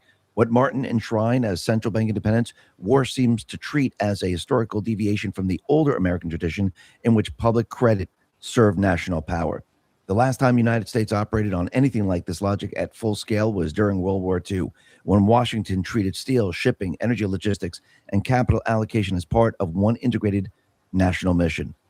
That, not laissez-faire mythology, is the real American precedent for national power in an age of danger. The world woke up when Trump launched Operation Epic Fury and Operation Absolute Resolve. The closure of the Strait of Hormuz then made the lessons impossible to miss. Resource security is not a seminar topic, but the hard foundation of state power. Once one of the world's critical energy choke points was effectively shut, the entire fantasy and advanced economies could float above geography, production, and force collapse in real time. This is why leaders across the West, Mark Carney included, are drifting toward the language of resilience, industrial capacity, and strategic autonomy. Yet America retains decisive advantage. Coupled with Canada and Venezuela, the Americas are becoming the center of resource security. The United States sits at the heart of that system as an energy superpower with the oil, gas, capital, and industrial base to turn strategy into production. Europe lacks the foundation. China cannot trust its access to it. Bissett did not merely defend a policy mix. He announced a return to an older American statecraft. Clay at Treasury, Hamilton at the Fed, and the American system back at the center of national strategy. Absolutely. And you could see, I think Trump is going to go even further than that. Yes, do we need a system where we could borrow currency just in case there's a war or disaster? Yes. But do we need a Federal Reserve running the entire country where we just continually borrow currency to run the system? No, we do not. This is why Trump started the tariff system, because he's going to bring an income to the system, and the income is going to pay for everything. It's no longer going to be taken from we, the people. And eventually what's going to happen to basically restructure the Fed and bring the Fed to its knees, we need to have a confidence builder. We need to show the world that we have the gold. And what's very interesting is Trump, he put out a truth, and coming from the New York, it's pointing to the New York Post, and it says, time to physically audit Fort Knox. Now, the article 9 minutes. is 9 minutes. basically looking at the former CIA official that was arrested who had gold bars. Now, were those gold bars taken from Fort Knox? No. But again, he's linking it to this and basically saying we need to audit Fort Knox to make sure the gold is there. Now, the question is the gold there? Now, again, Fort Knox has never been audited. I mean, it has a very, very long time ago. And all they do is they check the seals. The seals are intact. They say, yes, the gold is inside. So once again, what happens if there's no gold? And I want to just think logically about this, because if there is no gold in, or maybe just half of it or a quarter of it or 3/4 of it, there's going to be major, major problems in the economy. And you think Trump wants to destroy the economic system if there is no gold. So remember, gold is a classic safe haven asset. And if people, the world, hear that we do not have the gold, what do you think countries, what do you think people are going to do? They're going to freak out. So basically, gold, yes, it would shoot up in price. Gold would probably go up to 10,000, 12,000, just like that. Because again, people would say, holy crap, the United States doesn't have the gold.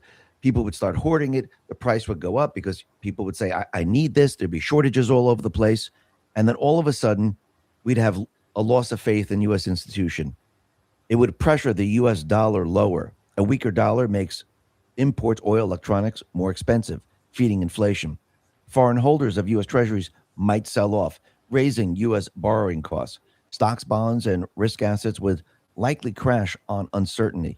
Capital flight to other safe havens, other currencies, commodities, or even Bitcoin in some scenarios. So basically, this would be devastating for the economic system. It would most likely crash the system. Now, do you really think Trump wants to audit Fort Knox to show everyone that there's no gold? I don't think so. Again, this would be a disaster. Now, what happens if the gold is there?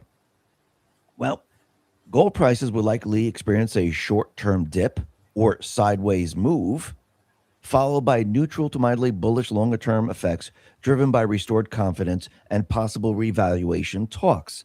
The U.S. economy would see a clear positive boost, stronger institutional trust, U.S. dollar stability, lower volatility, and enhanced market confidence. So basically, gold would start to move up. Yes, you might see it drop down a little bit, might go sideways, but eventually, what's going to happen? It's going to build confidence. And the rest of the world is going to see that we have the gold, which means Trump will be able to control inflation. Trump will be able to control capital flight because there will be none. And the economy is going to boom because of this. So it's very interesting that Trump is saying, let's audit Fort Knox, because I don't think he would do this if the gold wasn't there. Because again, in the end, what's going to destroy the Fed? Gold is. Because once we see it there, and once gold starts to move up, once people are confident, Trump can then revalue the gold that's already there. Now, I wouldn't be surprised if there's a lot more than what was actually reported, but we'll have to see how that plays out. So those are the two scenarios, and I don't believe that Trump would bring us down a path after everything that he's doing to destroy the economic system. I do believe he wants a smooth transition. He wants to make sure that we're able to wean ourselves off of the Federal Reserve, bring us onto the tariff system, revalue the gold, and basically remove the Fed the way it is today and restructure it into the Treasury. And we no longer use the Federal Reserve, because it's restructured into the Treasury, to run our country. We actually use the income system to run our country. Because again, think about what Trump is doing right now. He's bringing us back to a time in which the deep state, the central banks, tried to destroy. They created a criminal syndicate, and they tried to destroy our way of life. Observing Consciousness put this out, and he's referring to what Trump put out. And it says, billions were spent to convince you this was evil. And it looks like back in the 50s or so, a family that can live in a home, one person can work, and they have a very nice life. This is what Observing Consciousness says.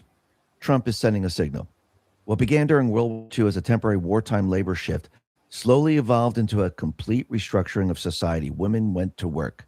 Dual income taxation, inflation, debt expansion, centralized childcare, and institutional influence gradually pulled the center of gravity away from the home and into systems designed around perpetual production and consumption. Over generations, the family unit weakened, communities fragmented, children were increasingly shaped by screens and institutions instead of multi-generational wisdom, and society slowly traded sovereignty for dependency while calling it progress. Now the cycle is turning. The same era exposing corruption across media, government, finance, and health is also revealing how much human advancement was artificially restrained through regulation, monopolization, and control scarcity.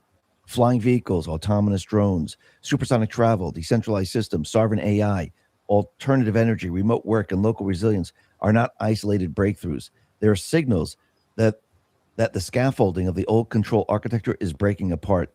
The future emerging now looks less centralized industrial civilization and more like empowered families, decentralized communities, advanced technology, spiritual grounding moving back into alignment together as humanity realizes we were never truly behind. We were held back. The great turnings are upon us. And that's absolutely true. Because once again, what did they do? Slowly but surely, when they implemented the central bank back in 1913, remember, it takes them a very long time to convince the people that this is the correct direction, because people wouldn't buy it back then. So they have to do it very, very slowly.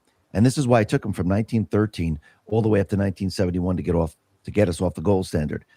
Remember, we became the reserve currency in World War II. They needed a war to shift the economic system to the United States. The next shift was supposed to be to China. Trump completely shut that down. So what is Trump doing right now? He's bringing us back to a time where the entire country can advance. Remember, they've been siphoning off all this money into their criminal syndicate. And this is what the central bank does. And it destroys the infrastructure. It destroys the families. It destroys a country. The central bank is like a virus. Basically, it goes into a country, strips the country of almost everything, and then it moves to another country. And this is what Trump now is reversing. And you can see every step of the way, it's to bring the buying power back to the people, bring the money back to this country instead of sending it all over other places. So the entire economic system is about to change. And when Trump says we're entering a golden age, the golden age is a society where you control your destiny, a society where you make incredible advancements, a society where you have the buying power and the government doesn't take it from you. It doesn't strip you of your buying power, where you don't see this incredible amount of inflation. Remember, the inflation is cumulative over time. And this is what you've been experiencing since 1971 when we came off the gold standard. Because again, if we brought inflation back to zero, we'd be at 1971 prices. And this is why they manipulated the calculations, because they needed to keep you in this illusion long enough for them to do what? Shift the entire system someplace else as they destroy the country that they're in. And now Trump is shutting it all down. And he mentioned gold. He mentioned Fort Knox for a reason, because we're getting very close to that time. Listen, everyone, thanks a lot for listening. Be well, be safe, and especially be prepared. Thanks a lot.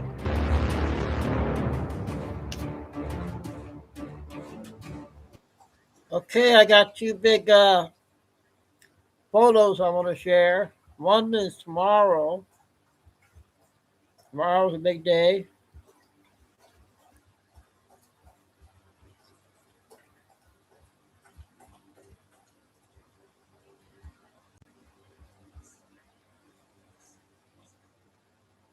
Prayers out to Tina for tomorrow.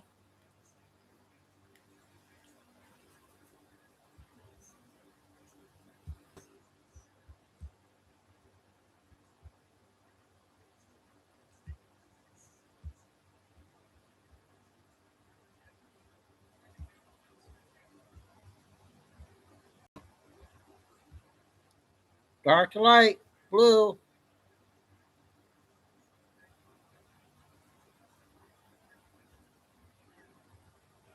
And we got a fourth cat lady, Lucy and Gay. 4 minutes.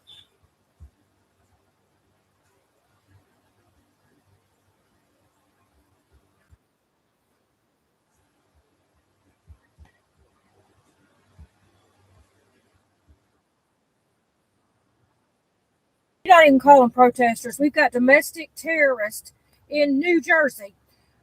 They're acting like it's about the illegals because their fajitas didn't have enough bell peppers in them, and they're complaining because they're not getting their ethnic food.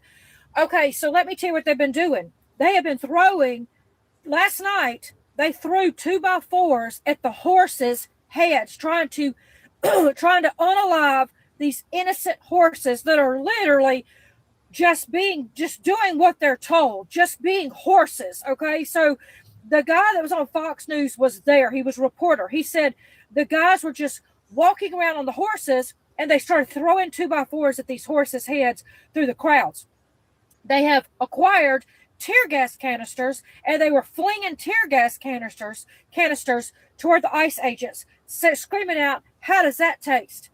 Then there are railroad tracks. There's a railroad that runs right real close by there. So they ran over there. And have you ever been to a railroad track? You know, the railroad rocks? They ran over there and got a bunch of those railroad rocks, and they started flinging them. Do you know what a rock can do to you if it hits you in the side of the head, in the neck, in the face? Okay. So then they had these barricades. You ever been to a parade? You know, the metal barricades they put up?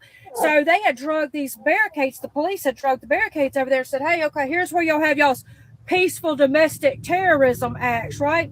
They tore them apart and used the metal rods to start trying to hit the officers or throw it in the crowd. The Fox reporter said it's the worst that he's ever seen in all the riots, all the protests he's ever been. He's never seen a protest this bad, okay? I guess besides the burning of the George Floyd shit, but we're talking about something completely different right here. So let me tell you something that's going to scare you, okay? This is coming to a city near you. They have loads of bricks that are there every morning. So the Fox guy goes, well, why come the police are not out during the day figuring out how and when are these bricks being dropped off? Why is somebody not watching this and going, oh, well, there comes the truck full of bricks. Let's arrest them. So that guy says, well, ICE agents can only do so much because they are limited. It is up to the state police to do more than what they're supposed to be doing. Well, of course, they're not being able to do anything because their hands are tied. So during the day, there's nobody monitoring anything. There's nobody monitoring. There's nobody going after them. There's not enough people being arrested. This is all being funded by a guy that lives overseas. I've posted his name here before. Once again, I can't remember his name. I can look him up. He's in China right now. He's a multi-millionaire or a billionaire. They have these signs. They have these shields. They have all this stuff. They have water. They have food. They have drinks. Some of them are being trained as EMTs. So if something happens to one of the domestic terrorists, they know to go over there, and they got their Band-Aids and ointment or whatever they need, the water to get the tear gas out of their eyes. Guys, how do you think the Islamic regime took over Iran? This shit right here is what happened. It kept happening, along with what Mondami is doing in New York. He is getting people on his side. He's supposed to spend $53 million for one grocery store. Mr. Dale Shamps, Greer's, Aldi, Publix, everybody. I wonder if they spent $53 million on one grocery store. 9 minutes. Okay. He just started some kind of committee also, some kind of committee to get everybody involved. It's happening. It's happening. And these domestic terrorists, it's going to be the next thing that they're going to be protesting about. This is not going to end here. And they're going now after the horses. Okay? An innocent animal that's done nothing wrong, they're trying to unalive it. Let that sink in for a second. Look it up. Yeah, I think that's a new one. So she had 4. Okay, I got the mask guy. A few minutes. I got a new channel I want to see if you guys like on YouTube.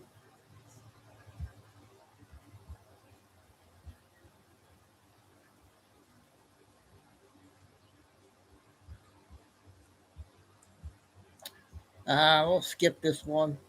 So let me know about this one here, you guys.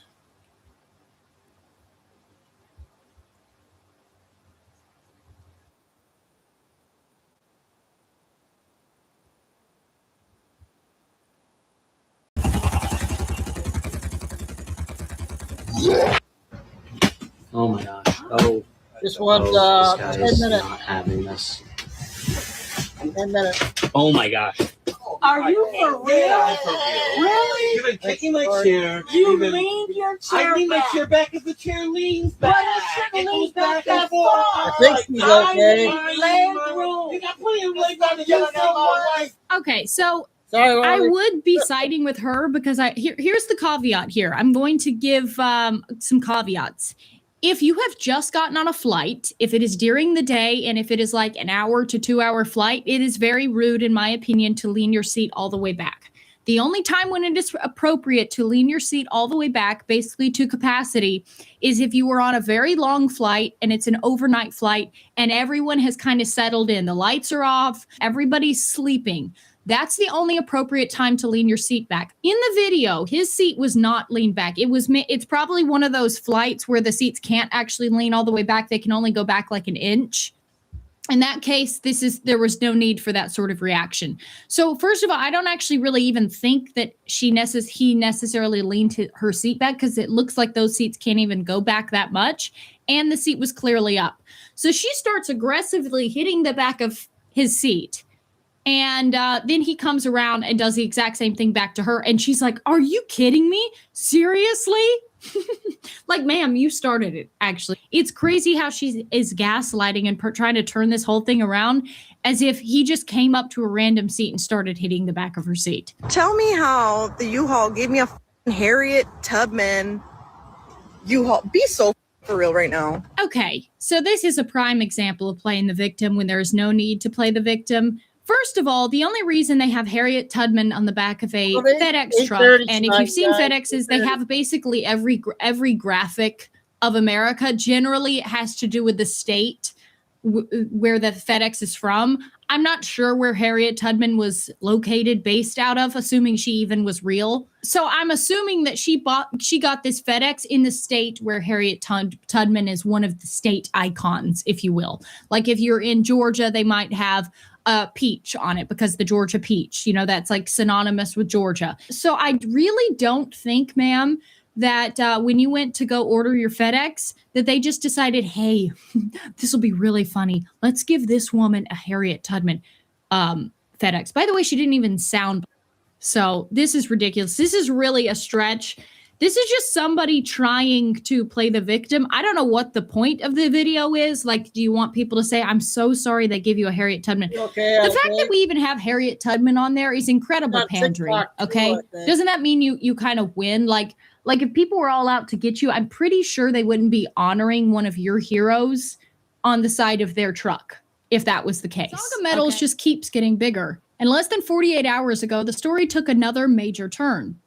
The company just released news suggesting its radar project could host one of the largest titanium vanadium systems ever discovered. Trading as SAG-MF in the US and Saga in Canada, this is becoming a serious critical minerals story. To put it in perspective, analysts are already comparing radar to China's massive Panjua deposit, a multi-billion-dollar system responsible for over 40% of global vanadium supply. But here's the part that's turning heads. Early data suggests radar may actually be larger in scale. And that matters because titanium and vanadium are critical defense minerals used in fighter jets, radar systems, and advanced military technology. Governments across North America are now pouring billions into securing domestic critical mineral supply chains. That puts Saga Metals right in the middle of a massive global push for global security. What's especially interesting is the valuation gap.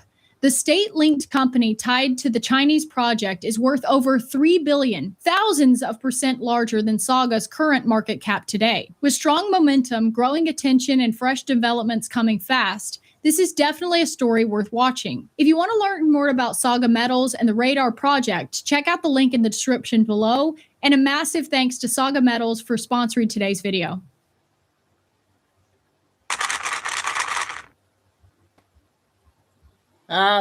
It wasn't very, it was okay, but I got the next one's 5 minutes, you guys.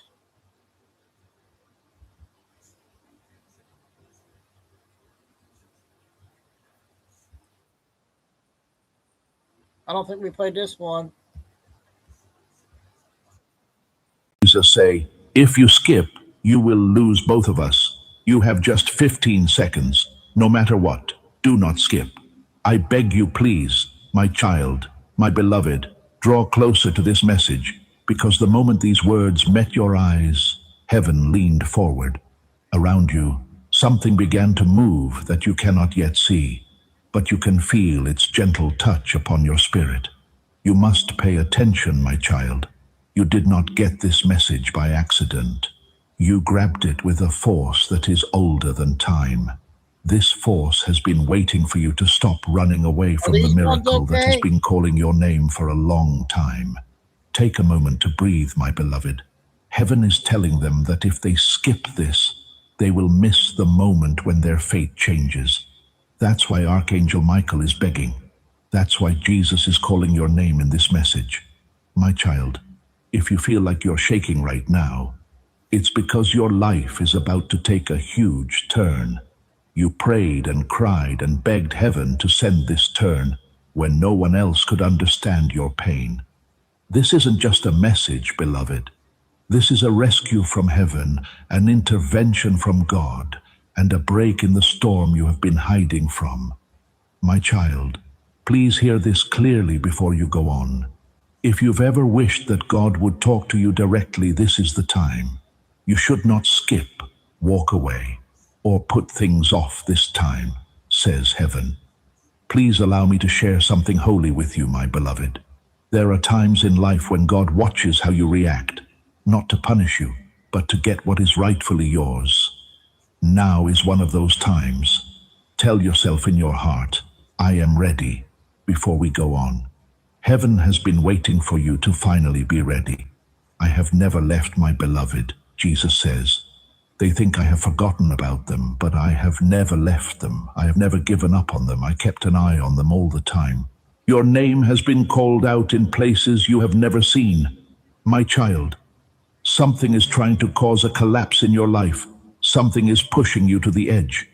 There are times when you've felt it, sensed it, or seen doors shut before they could open. Archangel Michael has stepped in, though, beloved. He has his sword drawn and is standing in front of you, telling you, no more attacks, no more losses, no more silent breakdowns. Type a strong Amen in the comment section below to make this divine order official in your life. Let this be your promise to heaven that the cycle of loss and trouble is over right now.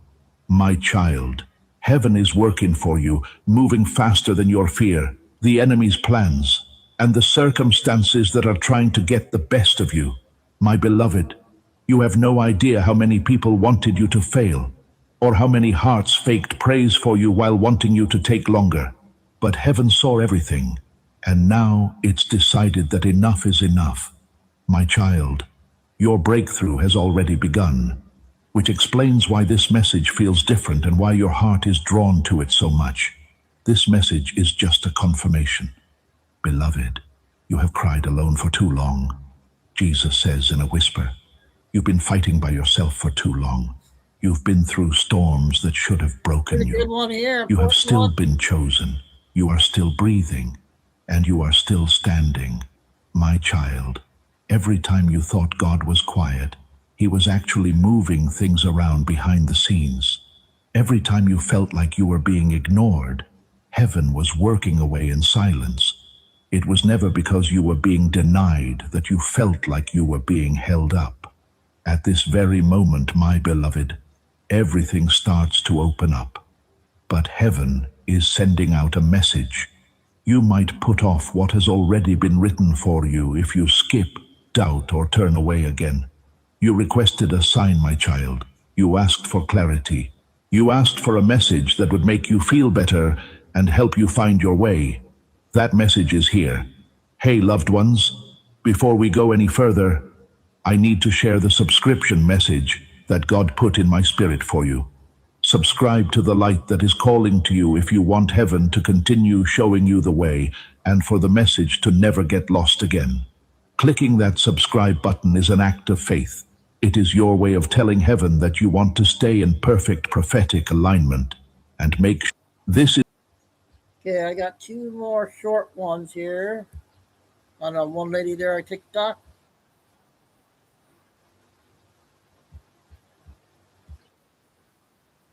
Imperial spokesmen like Canada's Mark Carney and imperial think tanks like Britain's Chatham House have been forced to concede in their own language that the post-war rules-based order and the so-called special relationship between Washington and London has been terminated by Donald Trump.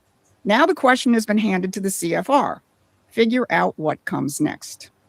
That's not an accident. The CFR was founded in the 1920s as the American sister organization to Britain's Chatham House. Its entire institutional history has been the management of America's foreign policy in service to the British. Now, the CFR's Rebecca Listener is coordinating the new project, and her background tells it all. She worked for Obama, Hillary Clinton, and the Kamala Harris campaign. But her shining moment was in the Biden White House, where she ran the NSC's Russia-Ukraine Tiger Team, the contingency planning cell for the war in Ukraine that has cost hundreds of thousands of lives. And now she's been handed the most important question in Washington. Where does American strategy go from here? Each contributor admits in their own way that the liberal international order, that's their branding for it, is over. But the contribution of Charles Kupchan, a veteran of Obama's NSC, who also studied at London's International Institute for Strategic Studies, stands out for uniqueness. His essay is entitled Between Two Orders, and it opens with a remarkable quote that comes from a 20th century Italian neo-Marxist, Antonio Gramsci. The crisis consists precisely in the fact that the old is dying and the new cannot be born. In this interregnum, a great variety of morbid symptoms appear. Catch that? The Council on Foreign Relations is quoting a Marxist to describe what they're living through. Well, the symptoms are only morbid if you're committed to preserving the imperial system, which Donald Trump definitively is not. Then Kupchan lets the cat out of the bag entirely. He says, reindustrialization is a delusion. The promised manufacturing revival produced by tariffs and industrial policy will not even come close to employing a sizable portion of the U.S. workforce. That's not a policy analysis. That's a desperate prayer that Trump's industrial revival can be stopped. And don't forget, it was the Council on Foreign Relations that wrote in 1977 that the controlled disintegration of the world economy is a legitimate objective. And the CFR knew exactly what tradition they were dismantling. They cited the father of the American system, Alexander Hamilton, by name, describing the ideas they opposed as those which, quote, were eloquently addressed by Hamilton in his Report of Manufactures of 1790, in which he expressed the opposition of American nationalists to their country's assuming the role of a raw materials exporter to Britain. That's what they launched controlled disintegration against, Hamilton's policies. And it is the tradition that Donald Trump is reviving.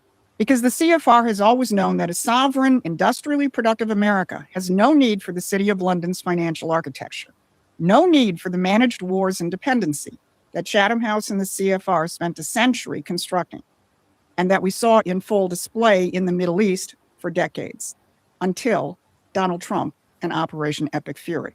That's what they're calling morbid, the return of the American system. But it's even bigger than that. Now, okay, one more with her, and then I got the JMC report, and I got another one.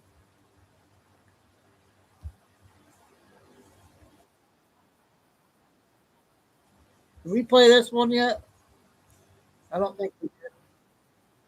Went on Fox News and made a confession to Maria Bartiromo. Why did it take so long for corporate America to understand that the supply chains and by the way, elected officials, Congress and the White House, how come it's taken so long to understand that we can't have other countries, particularly adversaries, making our stuff? That's important. We should have 15 years ago. Think about that.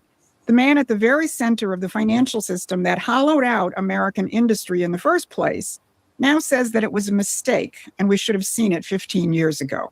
And he's not the only one. Mark Carney is sounding like Trump. Tony Blair is asking Trump's questions.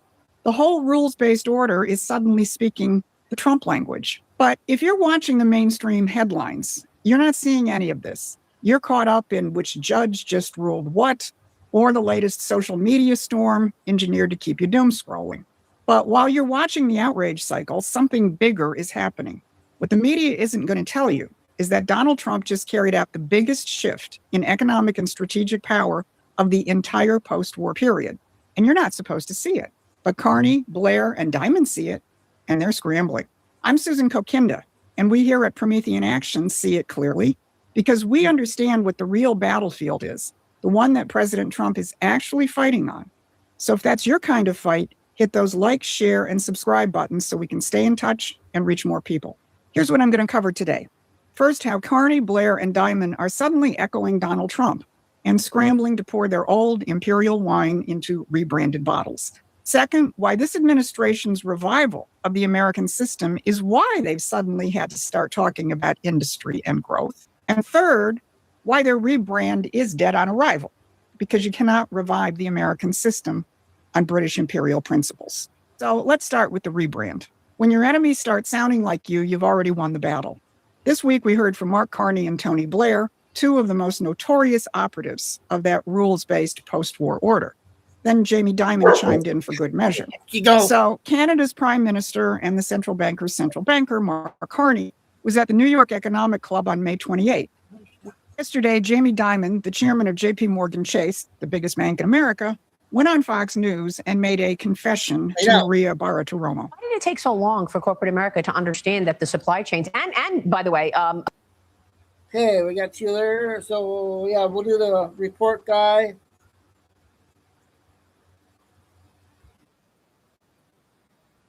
Eight minutes.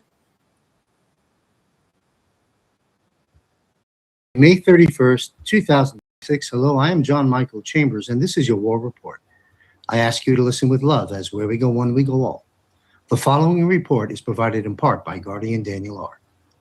The invisible front, the epidemic scale of U.S. veteran suicides since 2001. Executive summary. While the physical dangers of the battlefield for U.S. forces have decreased over the past 25 years due to advanced medicine and technology, the psychological return from war zones is exacting a historically unprecedented toll. A statistical comparison between casualties in U.S. conflicts since September 11, 2001, and domestic suicide rates reveals a dramatic discrepancy. The number of veterans dying by suicide exceeds the number of those killed in combat 20-fold, according to Military Times. The domestic battlefield, core data. In the military conflicts of the post-9/11 era, primarily the wars in Iraq and Afghanistan, alongside anti-terror operations in Syria, Pakistan, and parts of Africa, the U.S. Department of Defense recorded a total of approximately 7,060 service members killed in action, DoD. In stark contrast stands the devastating toll at home.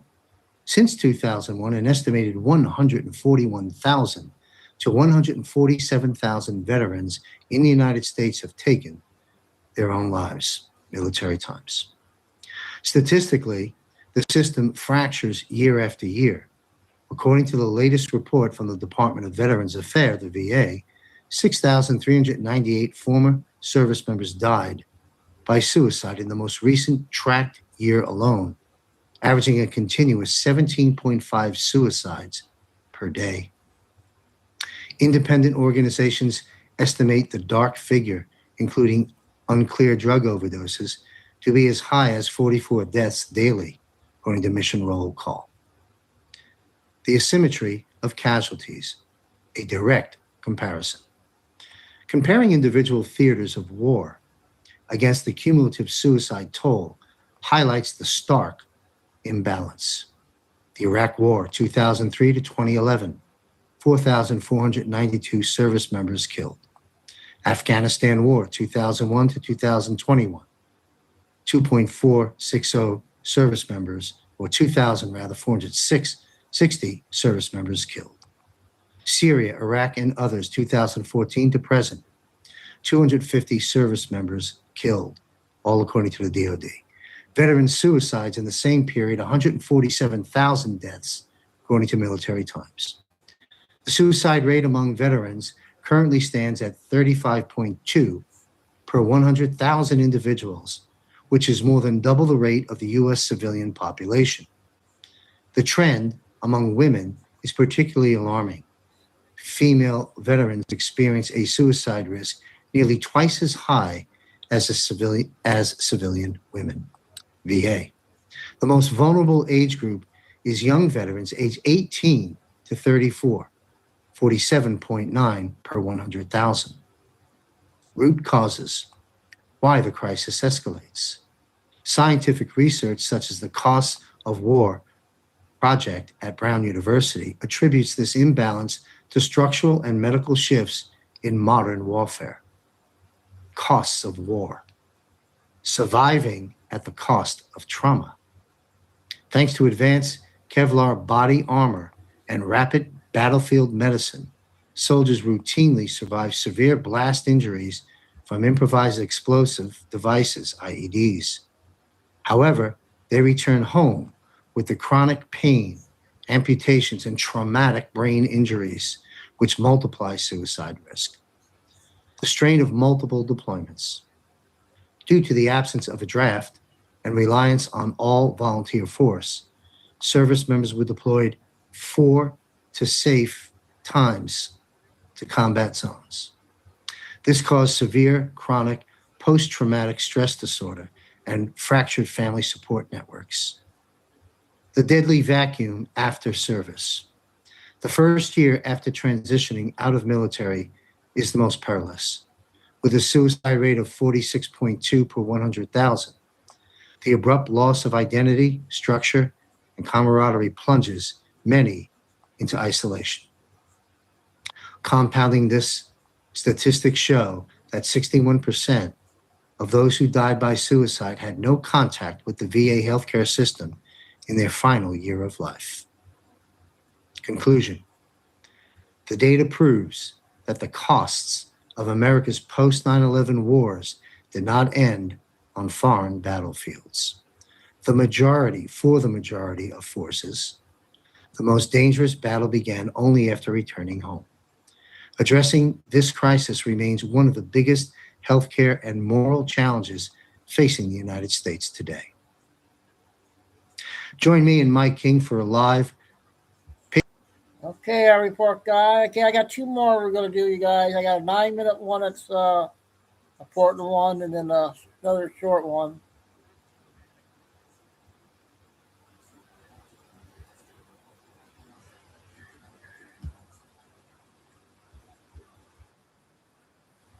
Anybody see this one yet?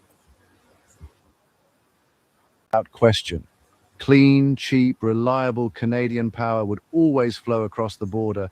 Every winter storm, every summer heat wave, every peak demand hour. Quebec was there, Ontario was there, the lights stayed on. But that guarantee, it is now under threat. And the consequences for millions of Americans could be devastating. Subscribe now if you want the real story behind this energy crisis, because what is happening on the US-Canada border right now will affect your electricity bill, your grid stability, and your country's energy future. Here is what the mainstream media is not telling you in full detail. The crisis did not start with electricity. It started with tariffs. When President Trump imposed sweeping tariffs on Canadian goods, Canada did not stay silent. Canadian leaders made it clear, if America wants a trade war, Canada has weapons too. And one of the most powerful weapons Canada holds? The power lines running directly into American cities. Quebec Premier François Legault stood before reporters and said it plainly. Quebec is actively considering whether to stop electricity exports to the United States. His exact words were direct and chilling. It's the start of the commercial war. We must not rule out anything. This was not a minor politician making noise. This was the premier of one of the world's biggest hydroelectricity producers, sending a warning shot directly at American energy security. And Ontario did not hold back either. Premier Doug Ford stood at a podium that read, "Canada is not for sale," and told the world exactly where he stands. If the United States wants to come at Canada hard, Canada will come back twice as hard. Ford went further. He introduced a 25% surcharge on electricity exported from Ontario to Michigan, Minnesota, and New York. This surcharge is not a threat. It already happened. American states are already paying more for Canadian power right now because of this trade war. Ford made one thing crystal clear. If the United States escalates further, he will not hesitate to shut the electricity off completely. Now, here is why New York specifically should be paying close attention to every single development in this story.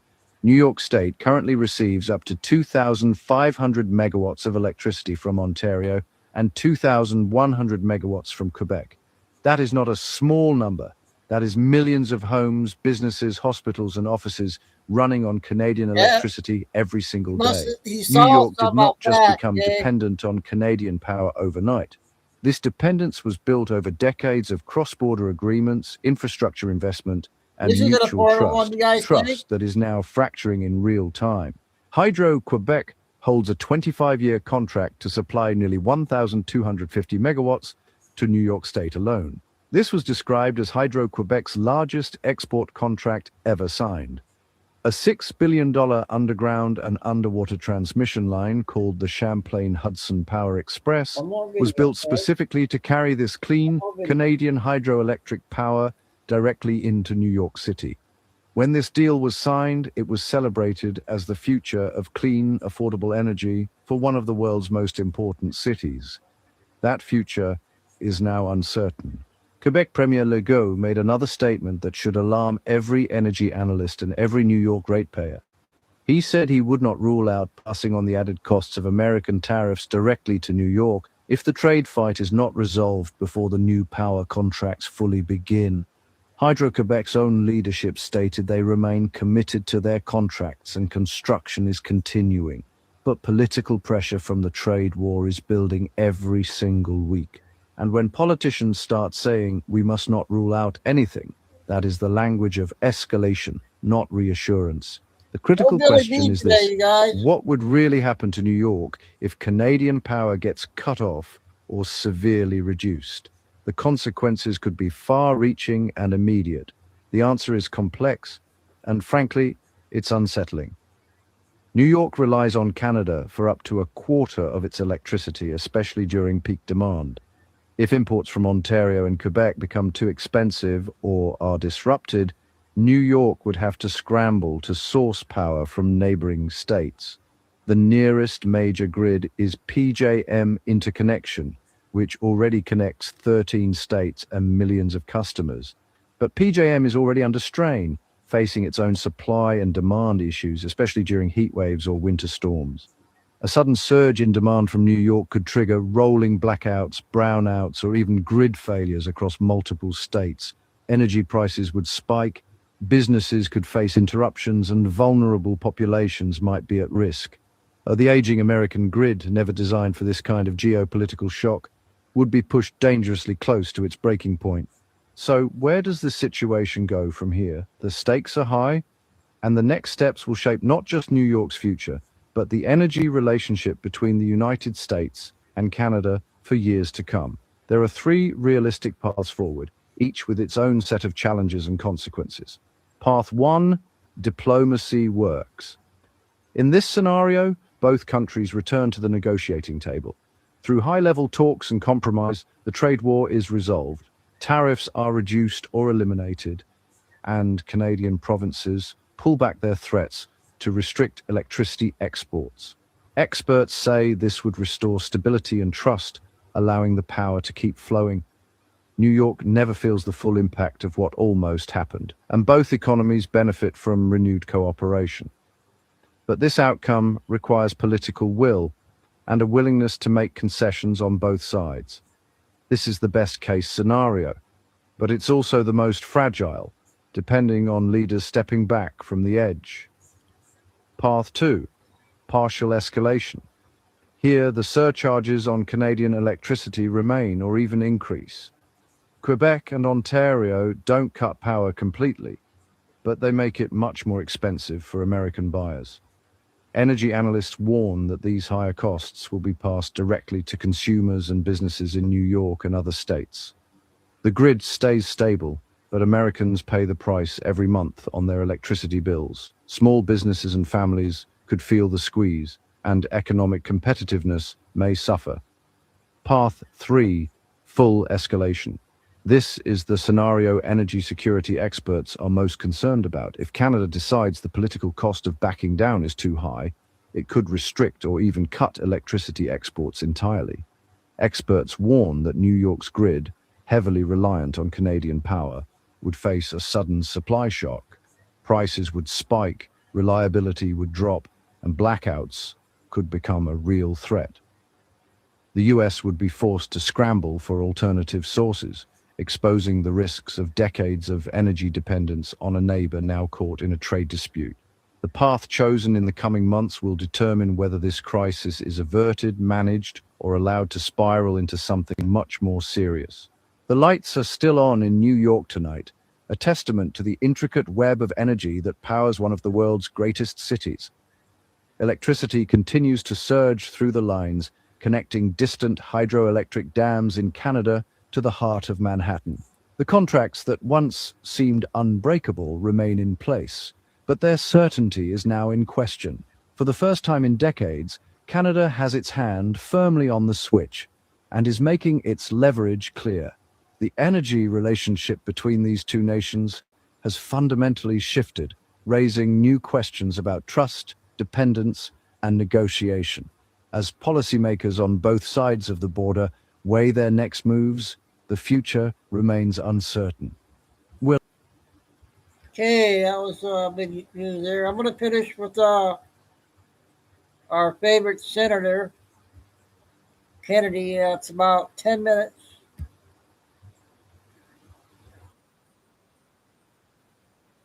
We've got 10 minutes, guys.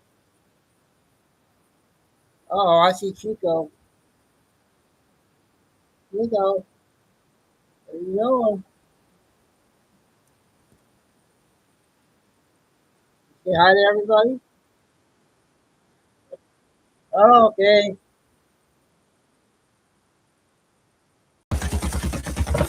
The position of one of the House Republicans? Senator Could it have been theoretically? Couldn't have been because everyone. It couldn't have been? It frankly could. How do you know you didn't talk to him? Well, I know that A Yale law professor walked into that Senate Budget Committee hearing to testify about IRS funding. Senator John Kennedy had one tweet, written by her, posted by her, saying every single House Republican would only support Israel if it was made easier for people to cheat on their taxes. Kennedy asked her one simple question. How many House Republican congressmen or women did you talk to before you made that statement? She said she didn't talk to any of them. What happened next is what happens when the most quotable senator in America reads a professor her own words under oath. Subscribe. Let's roll the tape. To Senator Kennedy. Thank you, Mr. Chairman, and thanks to all of our witnesses today. Is this you guys? Professor Sarin, you're a professor at Yale Law School? I am. Okay. And I see you've been pretty active on Twitter. I'm looking at one of your tweets from a few months ago, October 30th, 2023. I'd like to read it to you. The House Republican stance is, I kid you not, support for Israel as long as we make it easier for people to cheat on their taxes. End quote. Did you tweet that? That's correct, yes. Okay. How many Republican congressmen or women did you talk to before you made that statement? I was reacting to the fact that, and we've talked about it actually. Yes, so ma'am, far but in this. first, if you could, how many Republican congresswomen or congressmen did you talk to? I didn't talk to them. I actually was just reacting to the legislation that was proposed. You didn't talk to any of them? No, sir. Before you said that every single one of them supports Israel only if it is made easier for people to cheat on their taxes? I actually don't think that every single one of them believe But that. that's what you But I said. do think that the legislation passed by the House reflects a statement of purpose that in order to support Israel, it's But I'm important looking at to what you said. allow what your taxpayers to students be able thought. to You cheat on their said taxes. that every single House Republican, none of whom you talked to, would only support Israel if it was made easier for Americans to cheat on their taxes. Now, you said that, and you didn't talk to any of them. Senator Kennedy, I am struck by, and perhaps this is something on which we agree, that it is incredibly important to support Israel. It is also incredibly important to make sure that taxpayers. We agree on pay their Israel, fair but I share. just can't believe you would say this about members of Congress. It's pretty pejorative, vicious. Let me finish. Without talking to them. I mean, would it be possible for somebody to support a reduction to the IRS budget because they simply believe the federal government ought to have a balanced budget? Would that be a fair position? Would that be a principled position? Except that actually doesn't work with respect to defunding. Would it be a IRS. principled position? It wouldn't be an accurate position because Okay. But you don't know because you didn't talk to anybody, did you? Well, you just said it. Defunding the IRS, the CBO agrees, everyone who's testifying today agrees that that is going to add to deficits, not reduce. Could it be that a House Republican wanted to reduce the IRS's budget because they think that the IRS is a model of inefficiency and shouldn't be rewarded with more money? Well, Could that have been a possibility, a motivation for the way they Senator voted? Kennedy, I so appreciate that question because the reality Could that have been a motivation for the way they voted? and it relates very closely to what Senator Could Reed that have said, been a motivation for the way they voted? that you've seen an inefficient Could that have IRS. been a motivation? If you allow for the way witness they to voted? answer, you might get your answer, Senator It Kennedy. frankly couldn't have been. It could or couldn't? It could not have been. How do you know you didn't talk to him? Because the reason why you've seen You just IRS made this statement that hasn't been able. every Republican in the House supports Israel only if it has been made easier for people to cheat on their taxes. Could it be that maybe a House member thought that, well, the more money we spend, the more deficits we have, and the more deficits we have, the more pressure is put on interest rates, and the higher interest rates go, the more it hurts the poor. Could that have been the position of one of the House Republicans? Senator Kennedy, could it have been theoretically? It couldn't have been, because everyone. It couldn't have been? It frankly couldn't. How do you know? You didn't talk to him. Well, I know that everyone agrees, including witnesses across the aisle, including CBO, including every single tax expert that has contemplated this question, that defunding the IRS makes deficits worse, not better. And so this is a deficit. I just find it, measure, Professor, appalling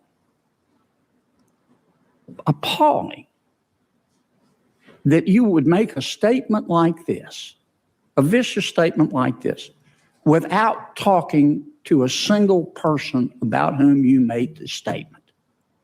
And I'm going to remind you, you can only be young once, but you can always be immature. And you ought to think about that. Thank you, Senator. Thank you. Let me just say that I think that the treatment of witnesses is beginning to degrade a bit here. And I'm going to strike some commentary if it continues down this road. I think personal insults to witnesses are not appropriate, and I will not be tolerant of that in this committee. Well, could I respond, Mr. Chairman? You're going to fire away. I think you just called a you're going to do what you got to do, but I'm going to continue to use my time.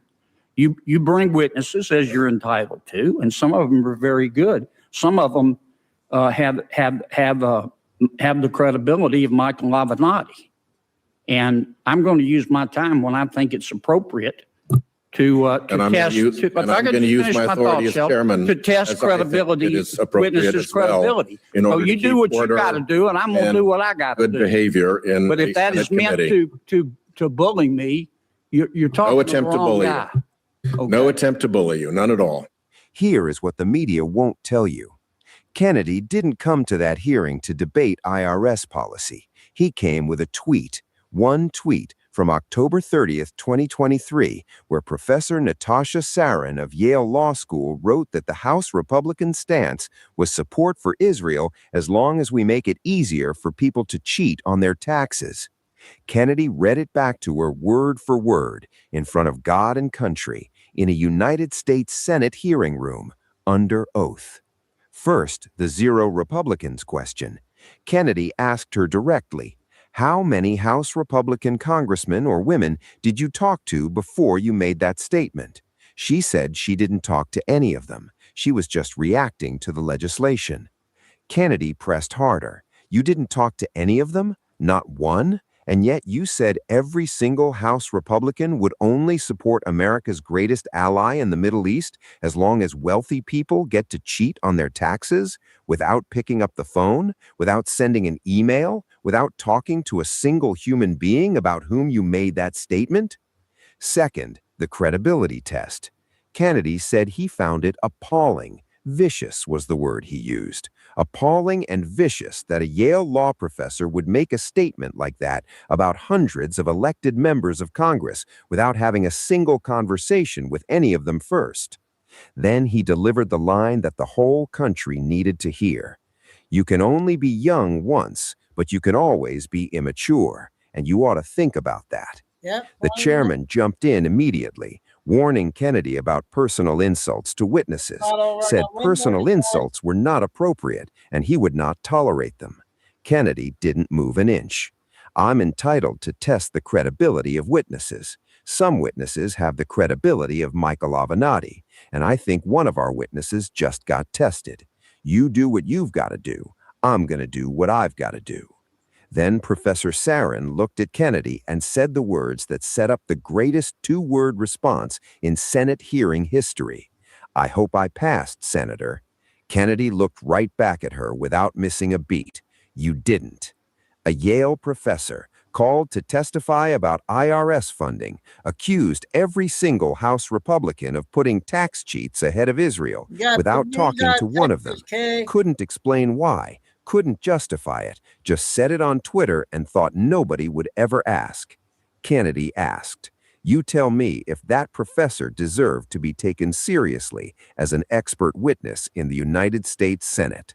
Like, subscribe, share. Okay, that was a wild one there with Kennedy. Now, this just came out on Benny's video. I'm glad I caught it.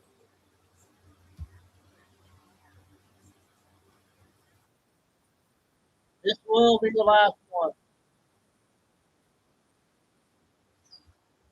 You're a professional or just love getting hands-on with your home projects. So easy to take things for granted. This is what your American border looked like and sounded like just a couple of short years ago. You can see that the term invasion is, of course, correct. Look at it. Look at it.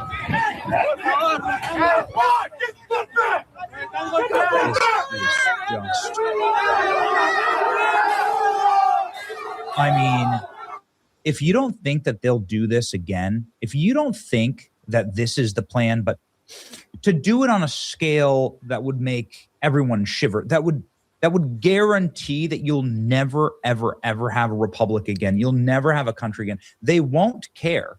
They're already openly talking about it.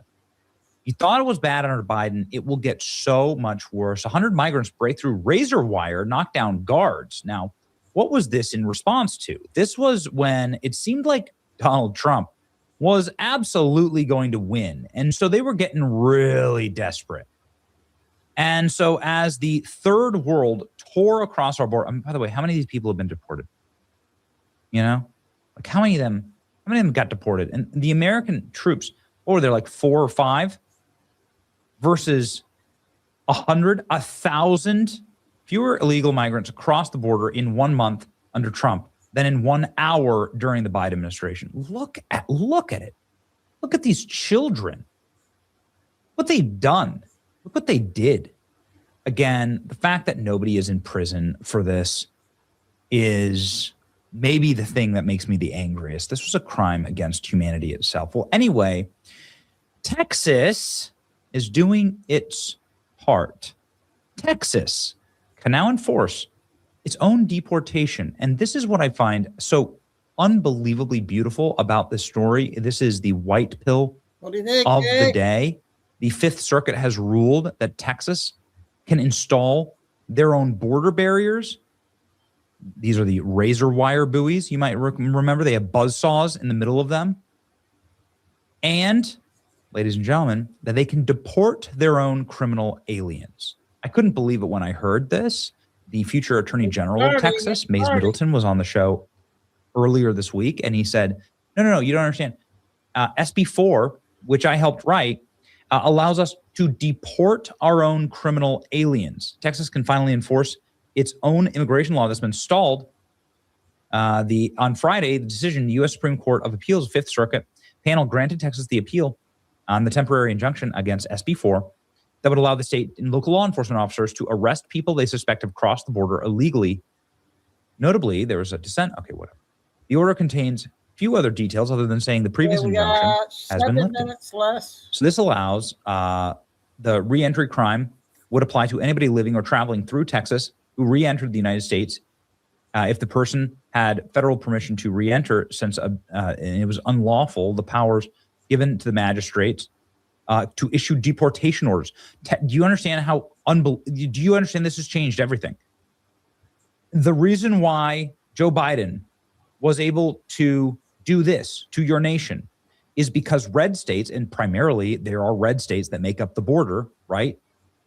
Red states were unable to arrest and deport criminal aliens. Look at the filth. Look at how disgusting this is. This is your country. Look at how sickening it is. These little the crimes against humanity. By the way, like, what are the percentages of children to military-aged males. Military-aged males. That's who came across our border. An invading army. Anyway, the reason why we couldn't get them back to where they belonged is that there was no deportation power with the states. There were red states that would perfectly happily arrest and deport the criminal aliens in their state. Texas is one. Florida, of course, is one. But there was no power to do so. This has changed everything. The crime of failing to comply with the magistrate's removal orders, the requirement of the magistrate to continue the prosecution when a person has a pending immigration cause. Now that it is enforceable, you can read the full provisions below. Woo, baby. Governor Abbott has weighed in. Texas received a major border security boost. SB4 makes it a state crime to illegally enter Texas. Shortly after I filed the legal brief defending the law, federal appeals court ruled to allow it to be enforced while the case continues. We'll keep fighting in the courts, working with President Trump, and doing everything to secure our border and protect Texas. Wow, what a massive victory. There we go. Fifth Circuit unblocks Texas immigration law. The ruling allows Texas to arrest and deport criminal aliens without federal approval. That is critical. What are you doing? I'm packing a laptop for a new Maestro student. Oh, what is Maestro? It's the first AI university. Have you not heard of it? Appeals court allows Texas to arrest and deport criminal aliens. Absolute winning. The poster child for the 2026 Democratic Party heading into the midterms. That's right. Democrats won't like this ruling. Big win for Texas. We're heading in the right directions. If we can keep it, if we can lock it in, we better start moving on this in Texas. There'll be a lot of illegal aliens. There are Muslims who hate us. This is a massive win. We need this nationwide. That's exactly right. Every red state passed voter ID laws. Now every red state needs to pass this same law. Copy paste, boys. Go get them, boys. Get them all out. I don't care how you do it or you take them. Just get them, keep them, fly them, drive them out of the country and their family. A nation without borders is a nation without sovereignty. This ruling reinforces the principles that laws must be enforced and borders must be respected. The measure is now implemented. Deport every single one. Great news for security. Texas is finally stepping up where the feds have failed for years. States have every right to defend their sovereignty, and they know more about their citizens. A state will know more about where a criminal alien is living than the federal government because the state has so many there's so many different interactions inside of the state controls, has much better understanding of its citizenry. And this is why all the welfare fraud, of course, takes place on a state level. They just reimburse the federal government. The federal government doesn't have any idea what's going on. Anyway, ladies and gentlemen, enforcing the law and putting America and Texas first, way to go, Greg Abbott. This is what winning looks like. We had Mays Middleton on the show talking exactly about this. He's the next Attorney General of Texas, bragging about what Texas will now be allowed to do to deport their own criminal aliens. Here we go. You know, this is amazing. LaMonica McIver was fighting ICE agents and punching ICE agents. Senator Andy Kim was pepper sprayed yesterday fighting ICE agents in New Jersey. It's obscene to see these Democrat lawmakers behaving like Marxist revolutionaries, violent ones on the street. And so you're saying that if an elected official does that in Texas, you will remove them from office? Ban on sanctuary cities. It is a powerful tool, but not only that. I fought for the state's deportation law. Senate Bill 4, we just had a big victory before the Fifth Circuit on that one. And what it allows Texas to do is allows us to charge illegal immigrants with illegal entry and return them to country of origin. And the reason why that's so important, what did we see in the last 4 years of the Biden administration?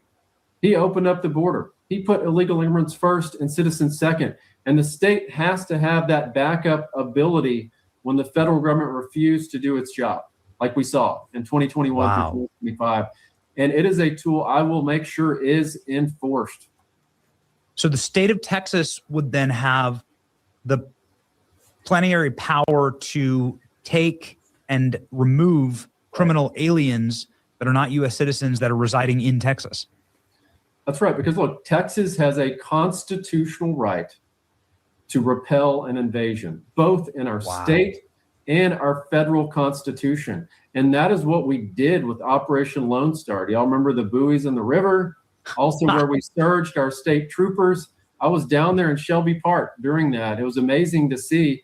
We actually locked out. I remember going to Shelby Park, the island, and it was only the state there. We had state troopers from other states as well, and expelling illegal immigrants across the border, making sure they didn't cross. And that's the state's rights to do. We have an ability to repel an invasion, and I will make sure that we use it and use every resource and tool to make sure that we put Texas first. And also, more than that even, I got to point this out. I've been fighting to stop taxpayer benefits from going to illegal immigrants. Those are the magnets that are causing people to come here, whether that's in-state tuition for illegal immigrants, or also we're paying for education and healthcare. I've been fighting against that for years. Most recently, the victory we had was stopping in-state tuition for illegal immigrants, where we were subsidizing college tuition at our public colleges for illegal immigrants, and we ended that, putting citizens first, putting taxpayers first, making sure only citizen students get those seats in our schools. Okay, I'm glad I got that one out. It just came out. So big news out of Texas, starting to get all that. So another great day of intel. So tomorrow's going to be, I'm here, June 1st tomorrow. So play it by ear, play it day by day. See what's going on here. The month of June starting tomorrow. God bless everybody, or think about, okay, Lucy, Earl, Tim, and Vigo, and Ariella, and bless everybody love all, and please hit the like, and stay safe, stay strong, keep the faith. And never give up. We're almost, hopefully, to the finish line. And everybody have a good work week, you guys, and stand by with the notifications if anything big happens. Signing off, Chico and Dude. Have a good Monday, you guys.